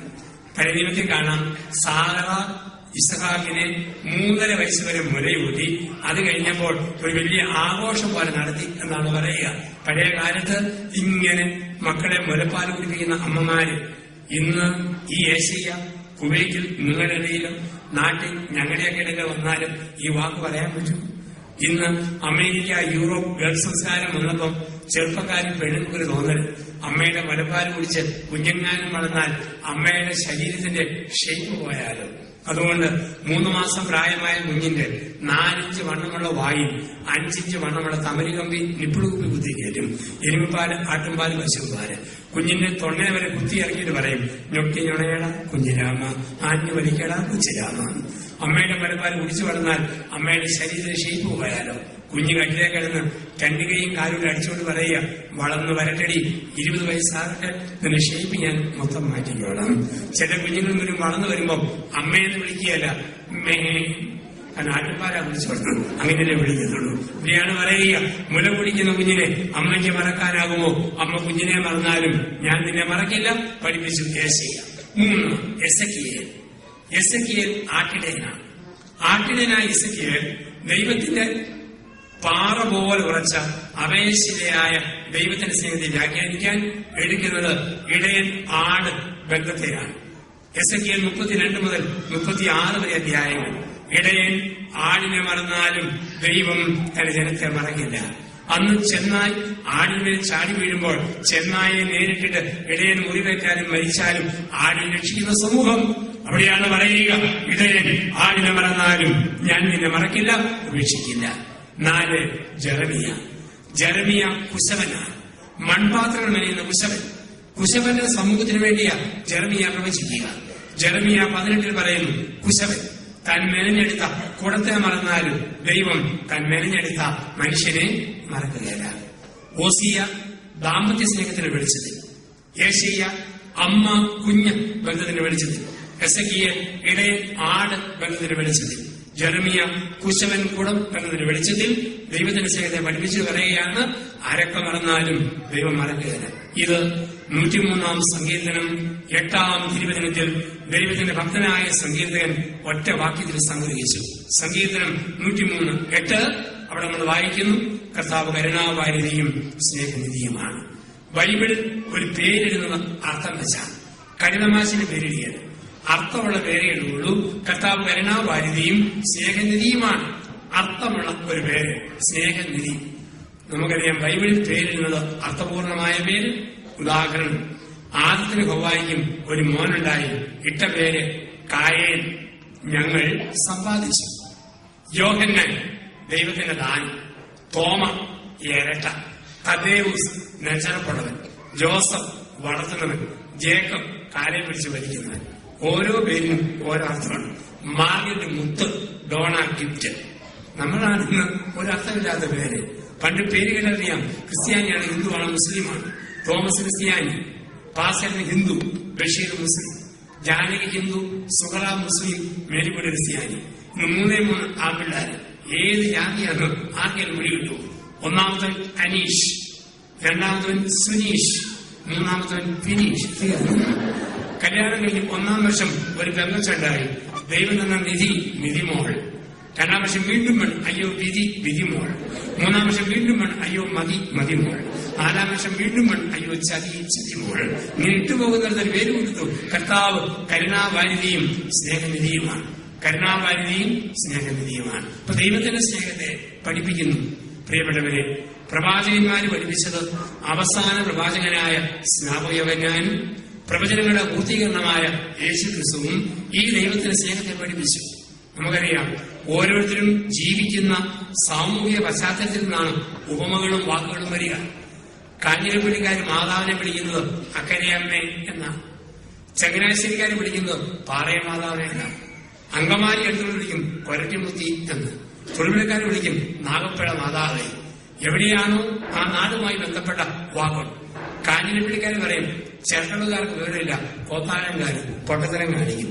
അങ്കമാലിക്കാർ പറയും മഞ്ഞപ്രക്കാരാണ് കിഴവന്മാര്, അവിടെയുള്ള ഒരു അബദ്ധം കാണിക്കും. ഓരോ നാട്ടുകാരും അതുമായി ബന്ധപ്പെട്ട വാക്കുകൾ. സ്നാപകൻ ജീവിച്ചത് മരുഭൂമിയില്ല. സ്നാപകന്റെ വാക്കിന് നല്ല കട്ടിയാണ്. കാരണം മരുഭൂമിയുടെ ചൂട്, മണലിന്റെ പഴുപ്പ്, പാറയുടെ പൊള്ളുന്ന രീതി സ്നാപകന്റെ വാക്കിൽ അണഞ്ഞ സംഗതികളെ. പരന്നില്ലാത്ത വൃക്ഷങ്ങളിൽ തീരറിയപ്പെടും. കടുപ്പമുള്ള വാക്കാണ്. സ്നാപകനാണെന്ന് കേൾക്കുമ്പോൾ തന്നെ നമ്മുടെ മനസ്സിലെ ഓർമ്മ കാട്ടാളൻ, മരവേടൻ, ഈ ചിന്തയാണ്. കാരണം ഭക്ഷണം വെട്ടിക്കിളിയും കാട്ടുതീയും. നമ്മുടെ ഓർമ്മ സ്നാപകനെ കിളിയെ പിടിച്ച് പപ്പും കൂടെയും പിടിച്ച് വെട്ടിപ്പിടിക്കുന്ന രീതിയിലാണ്. ബൈബിളിലെ വെട്ടിക്കിളി അതൊക്കെ അബദ്ധ വ്യാഖ്യാനങ്ങളാണ്. അത് പക്ഷിയല്ല, ഓർത്തോണം. ഇസ്രയേലിലെ പയറിന്റെ പേരാണ്, പയറാണ്. നമ്മുടെ നാട്ടിൽ പറയും വാക്കത്തി പയർ. ഈ പയർ ഇസ്രയേലിൽ വിളിക്കും വെട്ടിക്കിളി പയർ. വെട്ടിക്കിളി പയറും കാട്ടുതേനുമായിരുന്നു ഭക്ഷണം. ഇന്നും ഇസ്രയേലിൽ ചെല്ലുമ്പോൾ സ്നാപകന്റെ വീട്ടിലെ പുറകെ കാണാം ഈ പയറിന്റെ മോഡൽ ഇന്നും നട്ടു വളർത്തിയിരിക്കും. ഈ പയറിന്റെ തവിടിന് നല്ല പോഷകാംശമാണ്. അതാണ് ലൂക്കാ 15 പറയുക, ലൂത്തപ്പുത്തന് തവിട് പോലും തിന്നാൻ കിട്ടിയില്ല. അപ്പം വെട്ടിക്കിളി വെറും കാട്ടുതേനും കടുപ്പമുള്ള ഭാഷ.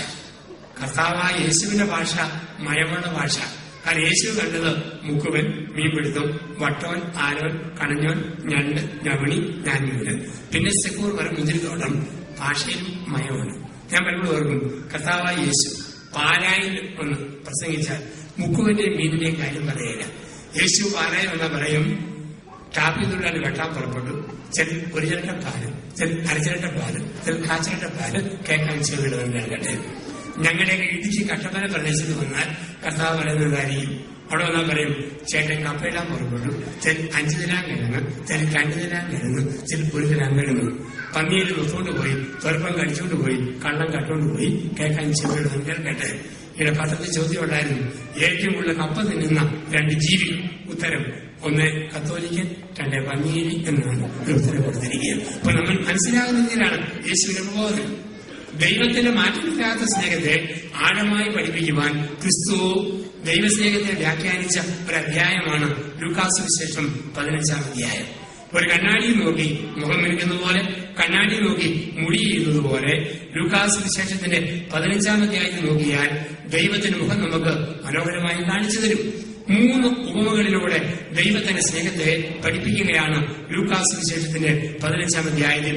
3 ഉപമകളിലൂടെ. 1, കാണാതെ പോയ നാണയം. 2, കാണാതെ പോയ ആട്. 3, കാണാതെ പോയ ധൂർത്തപുത്രൻ. ലൂക്കാ 15:1 മുതൽ 24 വരെ വാക്യങ്ങൾ 3 ഉപമകളിലൂടെ ദൈവത്തിന്റെ സ്നേഹത്തെ ശ്രോതാക്കളുടെ മനസ്സിൽ അനാവരണം ചെയ്യുന്നു ക്രിസ്തു. 1, കാണാതെ പോയ നാണയം. നിങ്ങൾ ഒരു സ്ത്രീക്ക് 10 നാണയങ്ങൾ ഉണ്ടായിരിക്കെ അതിൽ 1 കാണാതെ പോകുമ്പോൾ വേദനിക്കാത്തവൾ ആരുണ്ട്? പെരിക്കകം അടിച്ചു വാരി നാണയം കിട്ടിക്കഴിയുമ്പോൾ ആൾക്കാരെ വിളിച്ച് സൽക്കാരം നടത്താത്ത സ്ത്രീ നിങ്ങൾ ആരുണ്ട്? ഇത് കേൾക്കുമ്പോൾ നിങ്ങൾക്ക് മനസ്സിലാക്കാൻ എളുപ്പം പ്രയാസം. നമുക്കറിയാവുന്ന നാണയം 50 പൈസ, 1 രൂപ, 2 രൂപ, 5 രൂപ, 10 രൂപ തൊട്ട്. നമ്മുടെ ആരുടെയും 5 രൂപ കാണാതെ കൊണ്ട് കിട്ടിയാൽ നാട്ടുകാരെ വിളിച്ച് ടീപ്പാട്ട് നിർത്തുന്നു. എനിക്ക് 5 രൂപ കിട്ടി, അതിന് 100 ഇരട്ടിയല്ലേ ചെലവ്. എന്താണ് ഈ നാണയം? നിങ്ങളൊരു പുരുഷന് 10 നാണയം എന്ന് പറഞ്ഞിട്ടില്ല. നിങ്ങളൊരു സ്ത്രീക്ക് 10 നാണയം ഉണ്ടായിരിക്കെ. ഓരോ നാട്ടിൽ ഓരോ ഷേപ്പിലാണ് പെണ്ണുങ്ങളുടെ കഴുത്തിലെ കെട്ടുതാലി. എന്നെ നിന്നുള്ള സഹോദരിമാരുടെ കഴുത്തിലെ താലിയുടെ പേര് മിന്നു, തീജ്വാല. പന്തക്കുസ്താ ദിവസം പരിശുദ്ധാത്മാവ് തീനാളത്തിന്റെ ഷേപ്പിൽ വന്നുകൊണ്ട് തീജ്വാല, മിന്നു, ഇതാണ് ക്രൈസ്തവ താലി. ഹിന്ദുക്കളുടെ പെണ്ണുങ്ങളുടെ കഴുത്തിലെ താലിയുടെ പേര് ആലിലത്താലി. കൃഷ്ണന്റെ മരമാണ് ആല്. ആൽമരത്തിന്റെ എരിയുടെ ഷേപ്പിൽ വീതി കൂടി പരന്ന താലി, അത് ഹൈന്ദവ താലി. പാലസ്തീനായി ചെല്ലുമ്പോൾ ഇസ്രയേലിൽ യഹൂദ പെണ്ണുങ്ങളുടെ കഴുത്തിലെ താലിയാണ് നാണയത്തുട്ട്. അവിടെ ചെല്ലുമ്പോൾ കാണാം കാശ് കുറഞ്ഞ സ്ത്രീ ഒരു നാണയത്തുണ്ട്, കൂടിയത് 2, ഒത്തിരി ഉണ്ടോ 5, ഒരുപാടുണ്ടോ 10. അതിന്റെ അർത്ഥം 10 അവമാനം കൂടി പ്രത്യേകം വെച്ചുകൊണ്ടിരിക്കുന്നു എന്നല്ല, ഇത്രയും കാശുണ്ടെന്ന് കാണിക്കാൻ വേണ്ടിയിട്ടാണ്. ഇതാണ് 10 നാണയം ഉണ്ടായിരിക്കെ അതിൽ 1 പോയാൽ നമ്പര്. അപ്പം ഇതാണ് ഇതിന്റെ പശ്ചാത്തലം എന്നൊക്കെ പറയാ. ഒരു കാര്യം ഓർത്തോണം, കെട്ടിച്ച പെണ്ണുങ്ങൾ താലി പോയോ എത്രയും പെട്ടെന്ന് മേടിച്ചിട്ടുണ്ട്. കെട്ടിയന്മാരോർത്തണം, ഭാര്യയുടെ താലി പോയോ ഭാര്യ കുരിശു തൂക്കിയാൽ പോരാ, താലി തന്നെയും മേടിച്ചിടണം. അവന്റെ മുദ്രയാണിത്. കെട്ടിച്ച പെണ്ണാണ്, കെട്ടി താലി വേണം. കെട്ടിയവൻ മരിച്ചാലും താലി കളയരുത്, ഓർമ്മയ്ക്കായി സൂക്ഷിക്കണം. കേരളത്തിൽ പറയാറുണ്ട്, ലോകയില്ലാത്ത അച്ഛനും താലിയില്ലാത്ത ഭാര്യയും ബോർഡ് വെക്കാത്ത ബസ് പോലെയാണ്. ആർക്കും കൈ കാണിക്കാൻ നിർത്തി കിട്ടും. അവിടെ മുദ്ര കുത്തണമെന്നാണ്. താലി നഷ്ടപ്പെട്ടോ താലി എടുത്തിടണം. ഇവിടെ പറയുകയാണ്, ഈ താലി നഷ്ടപ്പെട്ട സ്ത്രീക്ക് താലി തിരിച്ചു കിട്ടുമ്പോൾ എത്ര സന്തോഷിക്കുമോ അതുപോലെ ഭാവി തിരിച്ചു വരുമ്പം ദൈവം സന്തോഷിക്കുന്നു. വീണ്ടും പറയുന്നൊരു ഭാഗമുണ്ട്, ഇടയിൽ 100 ആളുടെയിലും ഒരെണ്ണം പോകുമ്പോൾ ദുഃഖം, തിരിച്ചു കിട്ടുമ്പോൾ സന്തോഷം. അതുപോലെ സഭയിൽ നിന്ന് പോയവൻ ദൈവത്തിൽ നിന്ന് തിരിച്ചു വരുമ്പോൾ ദൈവം സന്തോഷിക്കുന്നു. അപ്പന് മക്കൾ 2, മൂത്തപുത്രൻ ധൂർത്തപുത്രൻ. ധൂർത്തപുത്രൻ തിരിച്ചു വന്നപ്പോൾ അപ്പന് സന്തോഷം. ഒരാൾ തിരിച്ച് ദൈവത്തിലേക്ക് വരുമ്പോൾ ദൈവം സന്തോഷിക്കുന്നു. മനസ്സിലാകുന്ന രീതിയിലാണ് സ്നേഹത്തെ കർത്താവ് പഠിപ്പിക്കുക. പ്രിയപ്പെട്ടവരെ, ദൈവം എന്നെ സ്നേഹിക്കുന്നു എന്ന് നമുക്ക് ഉറപ്പുണ്ടോ? എന്തും ഏതും വന്നാലും നമ്മുടെ സഹിച്ചു പിടിച്ചിരിക്കും.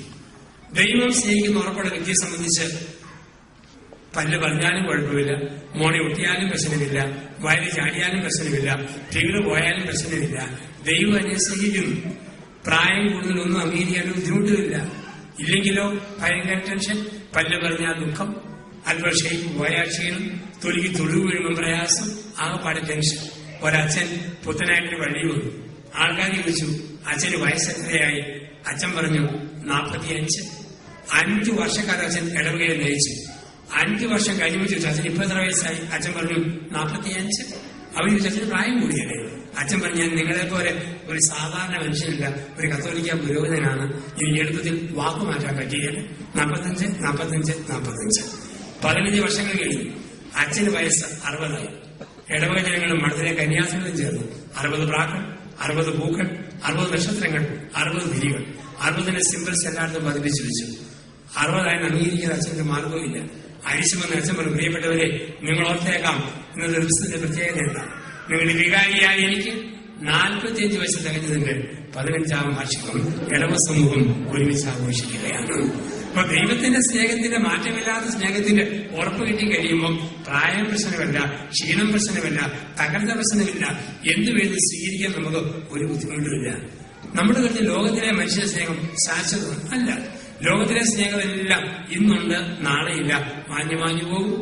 ചില ആൾക്കാർ മുന്നിൽ മരിച്ചു കിടക്കുമ്പോൾ ചില പ്രസംഗിക്കുന്നതിനേക്കാൾ നികത്താനാകാത്ത വിടവ് ദാ കിടക്കുന്നു. അതാണ് ഏറ്റവും വലിയ നുണയം പ്രസംഗം. ഈ ലോകത്ത് അവിടെ നികത്താനാകാത്ത വിടവ്.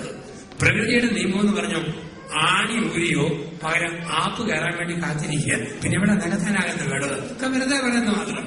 ഞാൻ വർണ്ണിക്കാനും ധ്യാനമന്ദിരത്തിൽ നിന്ന് പോകുമ്പോൾ അവിടുത്തെ ശുശ്രൂഷ അയ്യോ അച്ഛൻ പോലെ അനക്കം പോയി. ഞാൻ 200 പേര് സ്ഥിരം ധ്യാനിക്കാൻ വരുമായിരുന്നു. അച്ഛൻ പോലെ എങ്ങനെയാ? ഞാൻ പോയി 6 മാസം കഴിഞ്ഞപ്പം 250-300 പേര് വരാനായിട്ട് തുടങ്ങി. കാതുകുത്തിയം പോയോ കടുക്കിനോട്ടോ വരും. പ്രപഞ്ചത്തിന്റെ പാഠം. നമ്മളൊക്കെ ചില ദൗത്യം കുറെ നാള് കാക്കുന്നു, പിന്നെ പോകുന്നു. ബസ് യാത്ര ചെയ്യുന്ന പോലെ കുറെ നേരം സീറ്റിരിക്കുന്നു, അത് അടുത്ത അവിടെ കയറിയിരിക്കുന്നു. ഈ ലോകമല്ല അത്രയേ ഉള്ളൂ. അപ്പൊ നമ്മള് ശാശ്വതമായ ഒന്ന് ദൈവത്തിന്റെ സ്നേഹവും ആ ഉറപ്പും മാത്രമാണ്. ബാക്കിയെല്ലാം മാഞ്ഞു പോകും, മറഞ്ഞു പോകും. പലപ്പോഴും മരണവീടുകളിൽ ചെല്ലുമ്പം ചില കെട്ടിയവന്മാര് പലരും ശവത്തെ കെട്ടിപ്പിടിച്ചിട്ട് എണീറ്റിട്ട് പോവുകയാണോടി. ചില പെണ്ണുങ്ങൾ എനിക്ക് ആരാണോ ഇങ്ങനെയൊക്കെ കരയുന്ന കണ്ടിട്ടുണ്ട്. പക്ഷെ ഇങ്ങനെ കരഞ്ഞ ചില അമ്മമാരെങ്കിലും ഭാര്യയുടെ കലകളുടെ സ്നേഹം ഉണങ്ങുന്നതിന് മുമ്പ് ഞാൻ തന്നെ കെട്ടിച്ചിട്ടുണ്ട്. ഇതാണ് ലോകം എന്നൊക്കെ പറയുക. അപ്പൊ ശാശ്വതമായ സ്നേഹം ദൈവത്തിന്റെ സ്നേഹം മാത്രം. ലോകത്ത് കാണുന്ന ഒരു സ്നേഹത്തെയും നമുക്ക് ശാശ്വതം എന്ന് പറയാൻ പറ്റില്ലല്ലോ. ചിലപ്പോഴൊക്കെ ചരമപ്രസംഗം ഞങ്ങളെ ഏൽപ്പിച്ചിട്ട് വികാരീശന്മാര് വിദഗ്ധമായിട്ട് മാറാറുണ്ട്. അങ്ങനെ സ്ഥാനത്തും അസ്ഥാനത്തും പ്രസംഗിച്ച അച്ഛന്മാരുകൊണ്ട് പ്രസംഗിച്ച് അബദ്ധം പറ്റിയവരുമുണ്ട്. അച്ഛന്റെ ഇടയമ്മയുടെ വീട്ടിലേക്ക് ഇങ്ങനെ പാടത്തിന്റെ വരമ്പിലൂടെ നടന്നു പോകുമ്പോൾ ഒരു വീട്ടിൽ ശവടക്ക് വികാരിച്ചും കപ്പ്യാരോട് പറഞ്ഞു കപ്പൂച്ചനച്ഛനെ വിളിച്ചോണ്ട് വരാൻ പറ്റും. കപ്പ്യാര് പറഞ്ഞു വികാരി വിളിക്കുന്നു, പോകാതിരിക്കാൻ പറ്റും. ചെന്ന് കഴിഞ്ഞപ്പോഴുണ്ട് 70ഓളം വയസ്സുള്ള ആര് നരബാധിച്ച മീശ ദീക്ഷ മുടി കണ്ണട വെച്ച് വെട്ടി മരിച്ചു കിടന്നു. മക്കള് പൊട്ടിക്കരയുന്നു, ഭാര്യ ഏങ്ങിക്കരയുന്നു, നാട്ടുകാരി തെങ്ങിക്കരയുന്നു. വികാരിച്ചൻ ബന്ധിപ്പിക്കാൻ തുടങ്ങി. അച്ഛൻ പറഞ്ഞു ചരമപ്രസംഗം പറഞ്ഞേക്കാവും. അച്ഛൻ പറഞ്ഞു ഒരു പരിചയം എങ്ങനെയാ പറയുന്നത്? ഓ, നിങ്ങളുടെ ധ്യാനഗുരുക്കന്മാർക്കാണ് പ്രയാസം, ബൈബിളിൽ പെറുക്കി പറഞ്ഞാൽ പോലെ അങ്ങ് പറഞ്ഞോളാൻ പറഞ്ഞു. പ്രസംഗത്തിന് ഉപയോഗമായി. അച്ഛൻ പറഞ്ഞു പിതാവിന്റെയും തന്നെയും പരിശുദ്ധാത്മാവിന്റെ നാമത്തിൽ അങ്ങ്.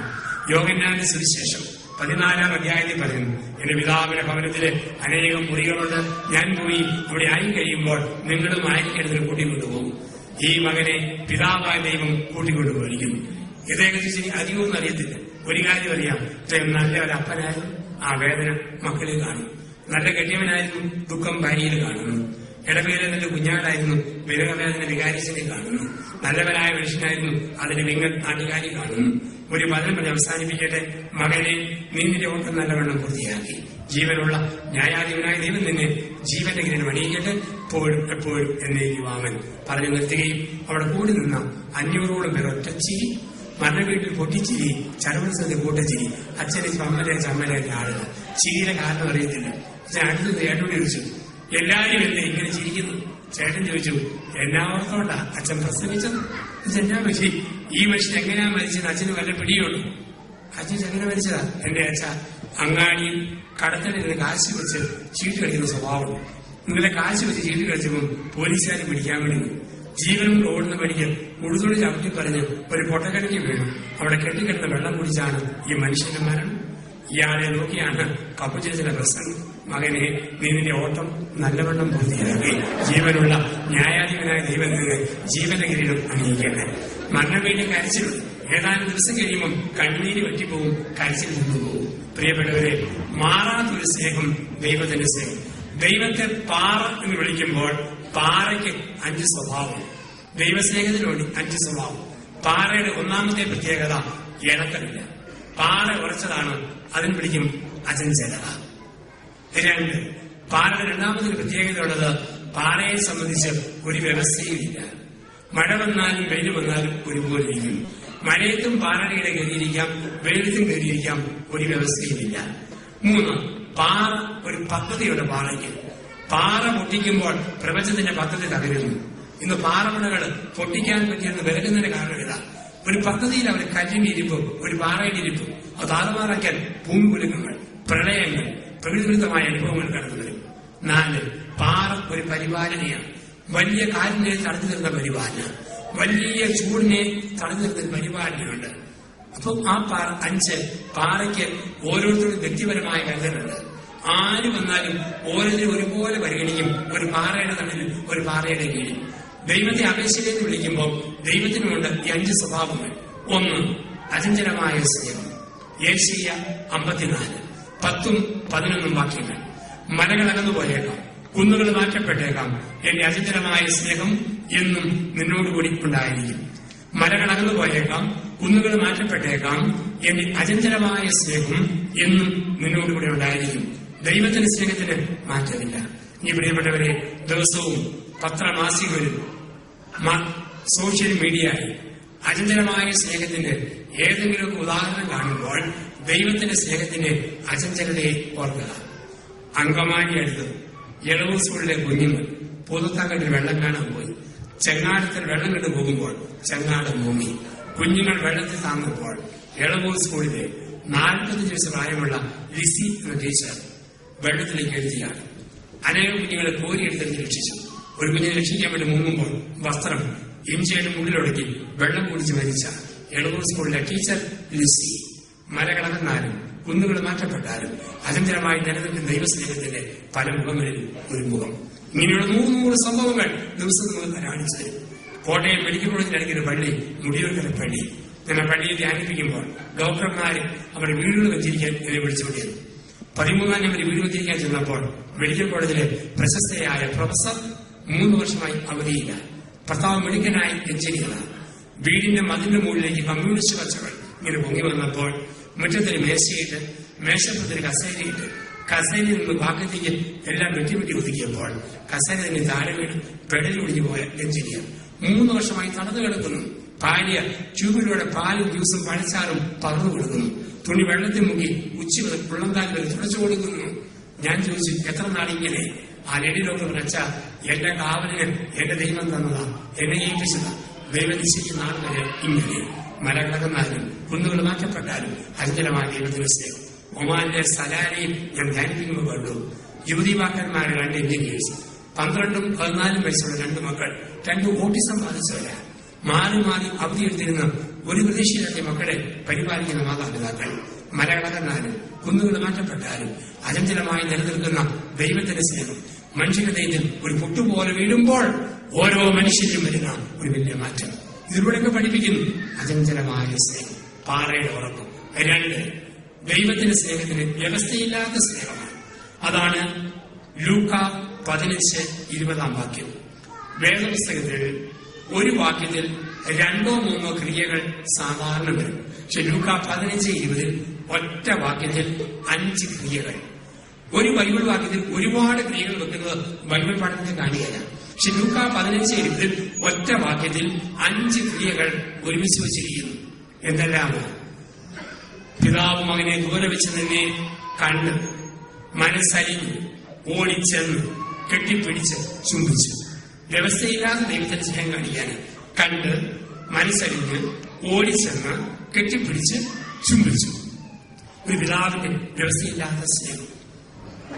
പന്നിക്കുഴിയിൽ നിന്ന് വരിക, ദേഹത്തിൽ ചെളിയും ദുർമേധസ്സും വൃത്തികെട്ട മണമൊക്കെയാണ്. പിയേഴ്സിന്റെ സോപ്പ് നീട്ടിപ്പിടിച്ചവരുടെ മനെ കുളിച്ചിട്ട് വാ, മണമുണ്ടെങ്കിൽ ഉമ്മതരാവില്ല. ചെളിയോടുകൂടി മൂർത്താവിൽ കുത്തപ്പെടുന്ന അപ്പൻ നമ്മളോടൊക്കെ പറയുകയാണ്, ഞാൻ ഭാവിയാണെങ്കിലും പരിശുദ്ധനാണെങ്കിലും സമ്പത്തുണ്ടെങ്കിലും ദാരിദ്ര്യമുണ്ടെങ്കിലും സൽപ്പേരാണെങ്കിലും ദുഷ്പേരാണെങ്കിലും മോനെ മോളെ നിന്നെ ഞാൻ സ്നേഹിക്കുന്നു. ഒരു വ്യവസ്ഥയില്ല. ക്രിക്കറ്റ് താരം ശ്രീശാന്ത് വിവാദങ്ങളിൽപ്പെട്ടു ആരോപണ വിധേയനായി ഡൽഹി തീഹാർ ജയിലിൽ കിടക്കുമ്പോൾ ആ ദിവസങ്ങളിൽ ജയിലിന് തൊട്ടുവാതിലുള്ള പള്ളിയിൽ ഫരീദാബാദ് യുവതി ഞാൻ ധ്യാനിപ്പിച്ചുകൊണ്ടിരിക്കുന്നു. ഡൽഹി ഹരിനഗർ പള്ളിയിൽ അച്ഛന്മാരും സിസ്റ്റേഴ്സും കരിസ്മാറ്റിക് നവീകരണത്തിൽ വന്നവരും ജയിലിൽ സന്ദർശിക്കും. ശ്രീശാന്തിനോട് ഒത്തിരുന്ന് പ്രാർത്ഥിക്കുവാനും ബൈബിള് വായിക്കുവാനും. ശ്രീശാന്തിന് കൂടുതലൊക്കെ കരൂര് അതൊരു സുഖിയാണ്ട് ആ ഷൈനുമായിട്ടൊരു ബന്ധമുണ്ട് എറണാകുളത്തെ ജീവിതത്തിന്. പിന്നീട് പ്രാർത്ഥിച്ചു. അവസാനം ശ്രീശാന്ത് ജയിലിന് പുറത്ത് വരുമ്പോൾ TOC സമ്പൂർണ്ണ ബൈബിൾ മാറോട് ചേർത്ത് വിളിച്ചാണ് വരിക. അതിന്റെ ഫോട്ടോ ഇന്നും കാണാം. തീകാർ ജയിലിന്റെ വാദത്തിലുള്ള ഹരിനഗർ പള്ളിയുടെ പ്രധാന കവാടത്തിൽ. ഈ ചെറുപ്പക്കാരൻ പറഞ്ഞു, എല്ലാവരും ഏറ്റവും പ്രിയപ്പെട്ടവരൊക്കെ എന്നെ മറന്നപ്പോൾ, എല്ലാവരും എന്നെ ഉപേക്ഷിച്ചു പോകുന്നു തോന്നിയപ്പോഴും എന്നെ മറക്കാത്ത ദൈവത്തിന്റെ സ്നേഹം എനിക്ക് വ്യക്തമാകുന്നത് ഈ വേദപുസ്തകത്തിൽ നിന്നാണ്, ദൈവത്തിന്റെ വചനത്തിൽ നിന്നാണ്. അപ്പൊ ദൈവത്തിന്റെ സ്നേഹത്തിൽ വ്യവസ്ഥയില്ലാത്ത സ്നേഹം. ആണി അടിച്ചാലും അനുഗ്രഹിക്കും, തുപ്പിയാലും അനുഗ്രഹിക്കും, ചാട്ടയടിച്ചാലും അനുഗ്രഹിക്കുന്ന മാറ്റമില്ലാത്തൊരു സ്നേഹം. ഒന്ന് അചഞ്ചലമായ സ്നേഹം, രണ്ട് വ്യവസ്ഥയില്ലാത്ത സ്നേഹം. കണ്ണൂടിയനായ ഭർത്താവ് ഇന്നല്ലെങ്കിൽ നാളെ മാറുമെന്നോർത്ത് പ്രതീക്ഷയോടെ കാത്തിരിക്കുന്ന ഭാര്യ, വ്യവസ്ഥയില്ലാത്ത സ്നേഹം.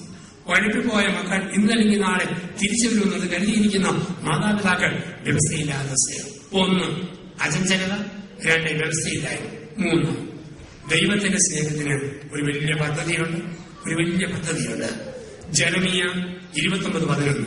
എനിക്ക് നിന്നെക്കുറിച്ചൊരു പദ്ധതിയുണ്ട്, നിന്റെ നാശത്തിനല്ല നന്മയ്ക്കുള്ള പദ്ധതി, ശുഭമായ ഭാവിയും ഭദ്രമായ പ്രത്യാശ നൽകുന്ന അതിമനോഹരമായ പദ്ധതി. റോമാലേഖനം 8:28. ദൈവത്തെ സ്നേഹിക്കുന്നവർക്ക്, അവന്റെ പദ്ധതി പ്രകാരം വിളിക്കപ്പെട്ടവർക്ക് അവിടുന്ന് സമസ്തവും നന്മയ്ക്കായി വിളിക്കുന്നു.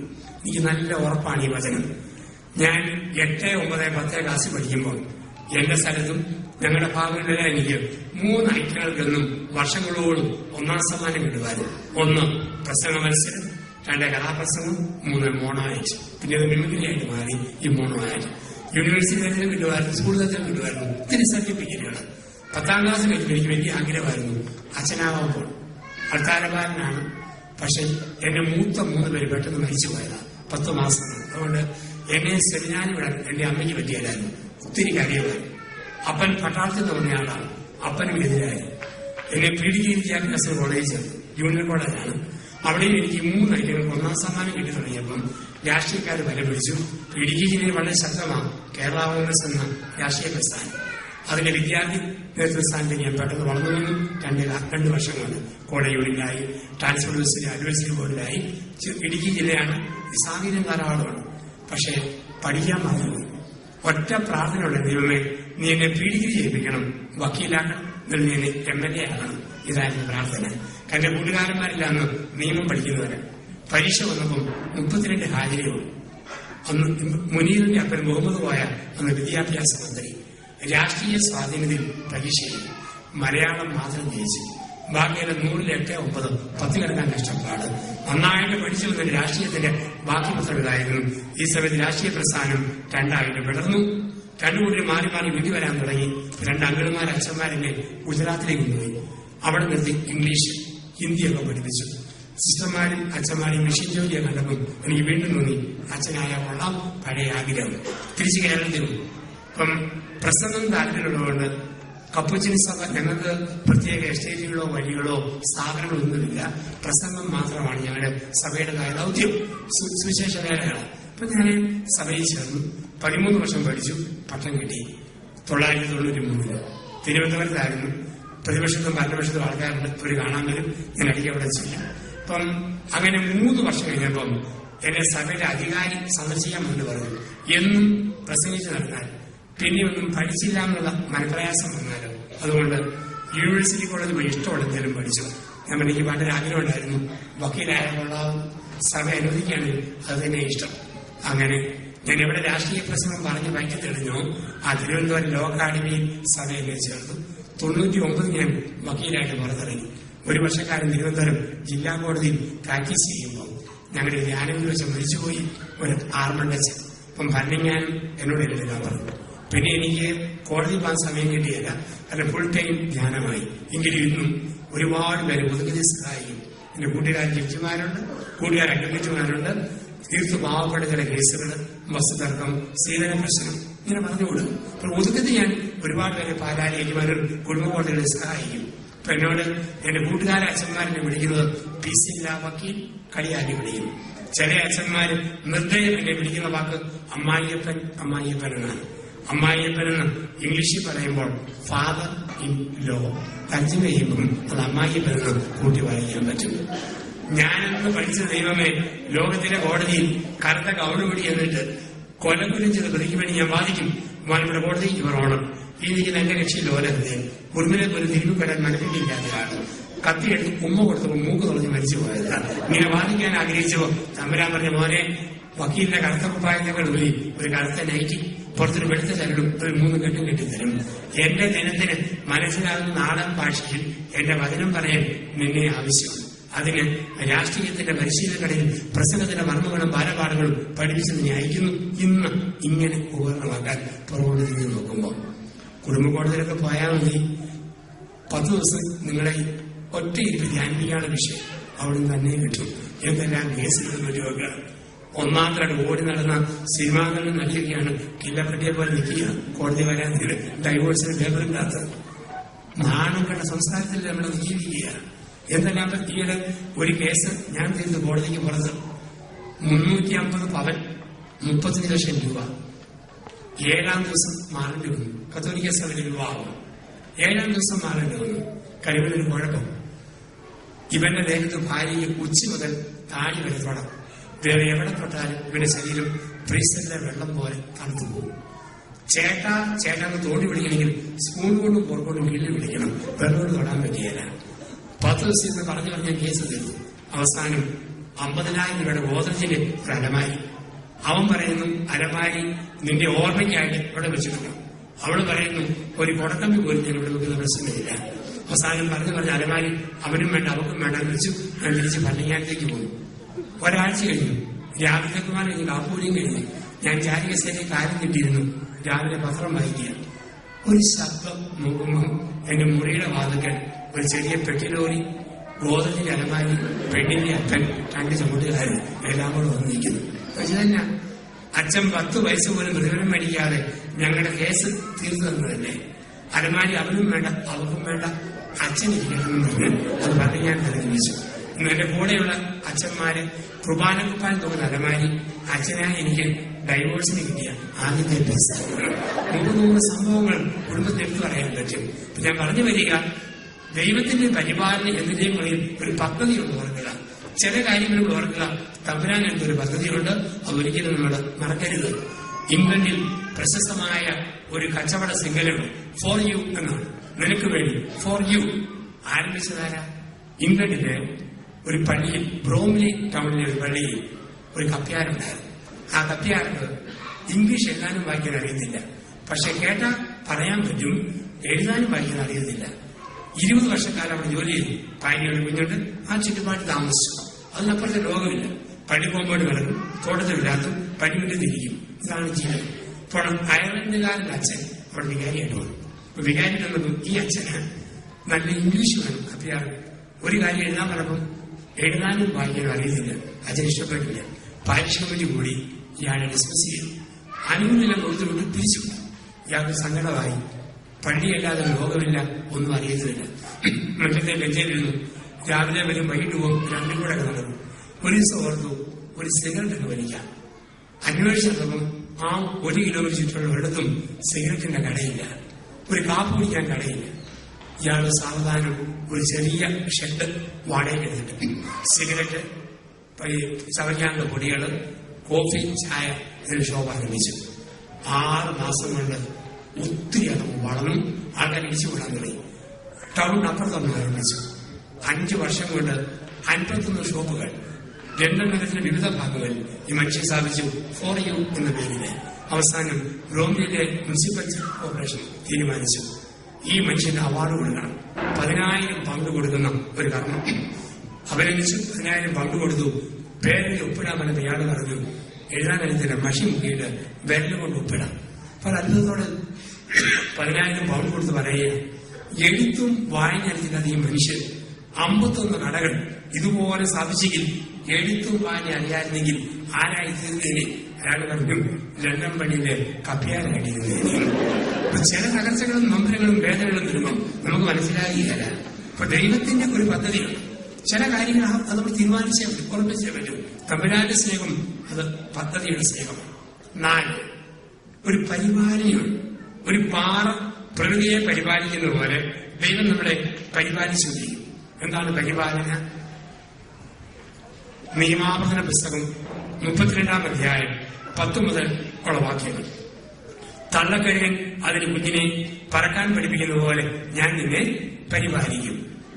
എങ്ങനെയാ തള്ളക്കഴുകൻ പറക്കാൻ പഠിപ്പിക്കുക? ചുണ്ടിൽ കുത്തിയെടുത്ത് ഒറ്റയേറ് തലയും കുത്തി വീഴുമ്പോൾ ചെറുത് വിരിച്ച് ചെറിയ കുഞ്ഞിനെ താങ്ങുന്നു. ഇങ്ങനെയാണ് പരിപാലിക്കുക. ഇതുപോലെ ദൈവം നമുക്ക് അപ്സ് ആൻഡ് ഡൗൺസ്, കണ്ണുനീര് പുഞ്ചിരി, വിജയം തോൽവി, സങ്കടം സന്തോഷം, ഉയർച്ച താഴ്ച, ഇതൊക്കെ തരുമ്പോൾ അതിനിടയിലൂടെ ദൈവം നമ്മളെ പരിപാലിക്കും. ദൈവത്തിന്റെ സ്നേഹത്തിന് ഒരു വലിയ പരിപാലനയുണ്ട്. അതിൽ നമ്മൾ പൂർണ്ണമായി വിശ്വസിക്കുക. ദൈവം നമ്മളെ പരിപാലിക്കുന്ന സ്നേഹമാണ് ദൈവത്തിന്റെ സ്നേഹം എന്നൊക്കെ പറയുക. ഞാൻ 4 മാസം ദുബായ് YMCA-കാരുടെ ക്ലാസ് എടുക്കാൻ വേണ്ടി വിളിച്ചു. അപ്പൊ അവിടെ YMCA-യുടെ 4 ദിവസത്തെ പ്രോഗ്രാം. പ്രോഗ്രാമിൽ ഇങ്ങനെ പങ്കെടുക്കുമ്പോൾ ഒരു മനുഷ്യനെ കണ്ടു. ഷാർജയിൽ ജോലി ചെയ്യുന്ന ഒരാള്, ഹരിപ്പാട് അടുത്തുള്ള ഓച്ചറ സ്വദേശിയാണ്. വർഗീസ് പാപ്പച്ചൻ എന്നാണ് ആ മനുഷ്യന്റെ പേര്. ഷാർജയിൽ നല്ല കമ്പനി ജോലിയുണ്ടായിരുന്നു. ഭാര്യ, മോൻ, വീട്ടിൽ പ്രായമായ അപ്പനമ്മ, മരുന്നിന് കാശ് കൊടുക്കണം. കുടുംബത്തെ ഭംഗിയായി നോക്കിയപ്പോഴാണ് റിസപ്ഷന്റെ സമയത്ത് കടയൊക്കെ അടച്ചുപോയി. അദ്ദേഹത്തിന് ജോലി സ്ഥാപനം അങ്ങ് കൂട്ടിപ്പോയി. 3 മാസം സ്റ്റേ ബാക്കിനുള്ള അനുവാദം കൊടുത്തിട്ട് പിരിച്ചുവിട്ടു. പല്ലോട് കടം മേടിച്ച് അപ്പനമ്മയ്ക്ക് മരുന്നിന് കാശ് കൊടുത്തു. ഭാര്യയും കഴിഞ്ഞ് നാട്ടിലെത്തിച്ചു. ഇവന്റെ ഫോൺ നമ്പർ കാണുമ്പോൾ ആൾക്കാർ ഫോൺ എടുക്കുകയില്ല. കാരണം പൈസ ചോദിക്കാനാണ് ആൾക്കാർക്കറിയാം. പള്ളിയും പ്രാർത്ഥനയൊക്കെ ആയിട്ട് ബൈബിളായിട്ട് മനുഷ്യനിക്കും. ഒരു ദിവസം ഇവന്റെ അമ്മയുടെ അനിയത്തിയുടെ മോൾ അവിടെ ലാബ് നേഴ്സ്. അപ്പൊ അവള് പറഞ്ഞു, ചേട്ടൻ പോയി KFC മേടിച്ചു വരാൻ പറഞ്ഞു. ഒരു പാഴ്സൽ ഇവക്കും കൂടുതൽ, ഒന്നും ഇവനും വേണ്ടി. KFC-യുടെ വാതിൽ ചെന്നിരിക്കുമ്പോൾ 20ഓളം പേര് ഇങ്ങനെയുണ്ട്. ഏറ്റവും മുന്നിൽ നിൽക്കുന്ന ഒരു മുഴുത്ത അറബി KFC മേടിച്ച് വിറം കൊടുത്തു. അതിന് ബാക്കി പോക്കറ്റിലിട്ടപ്പോൾ ചില്ലറ പൈസ ഉരുണ്ടുരുണ്ട് പറയുമോ.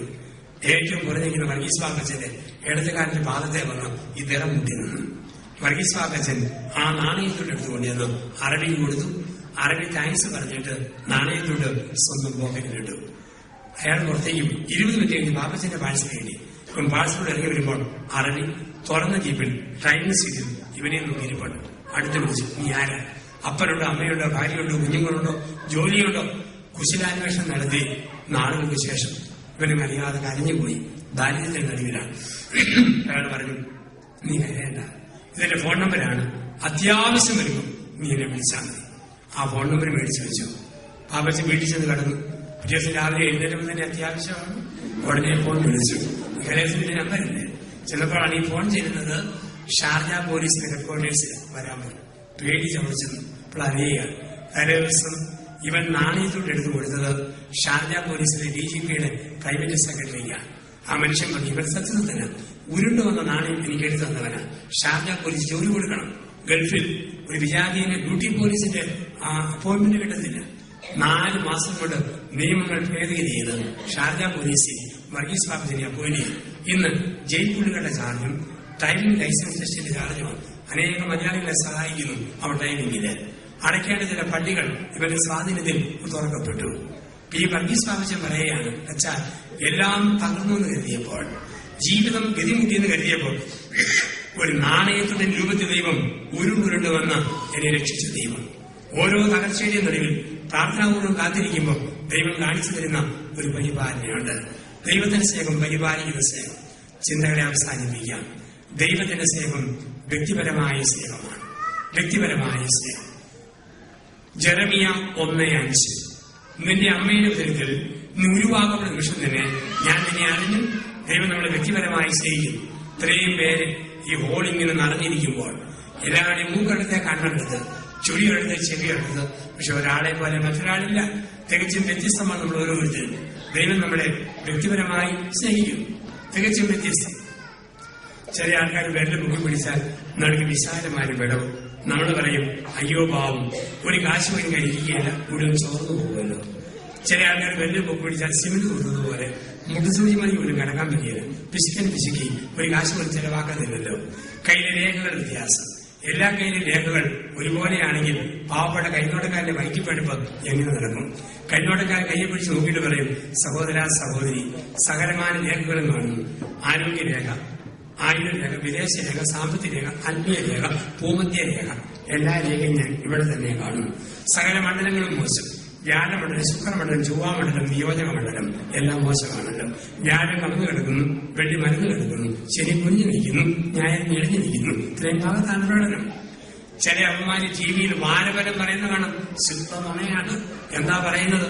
ഭരണി നാളിൽ പറഞ്ഞ പെണ്ണുങ്ങളെല്ലാം അടുത്ത ഒരാഴ്ച കാലം മാങ്ങ ഉപ്പിലിടാൻ സാധ്യതയുണ്ടെന്ന് പറയുന്നത് പോലെ ഒരു മുഖം പോലെ മുഖമില്ല, സ്വരം പോലെ സ്വരമില്ല. ദൈവം നമ്മുടെ വ്യക്തിപരമായി സ്നേഹിക്കും.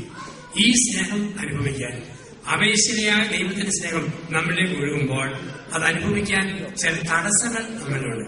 ആ തടസ്സങ്ങൾ എന്നൊന്നും അതെങ്ങനെ നീക്കാവുന്നു?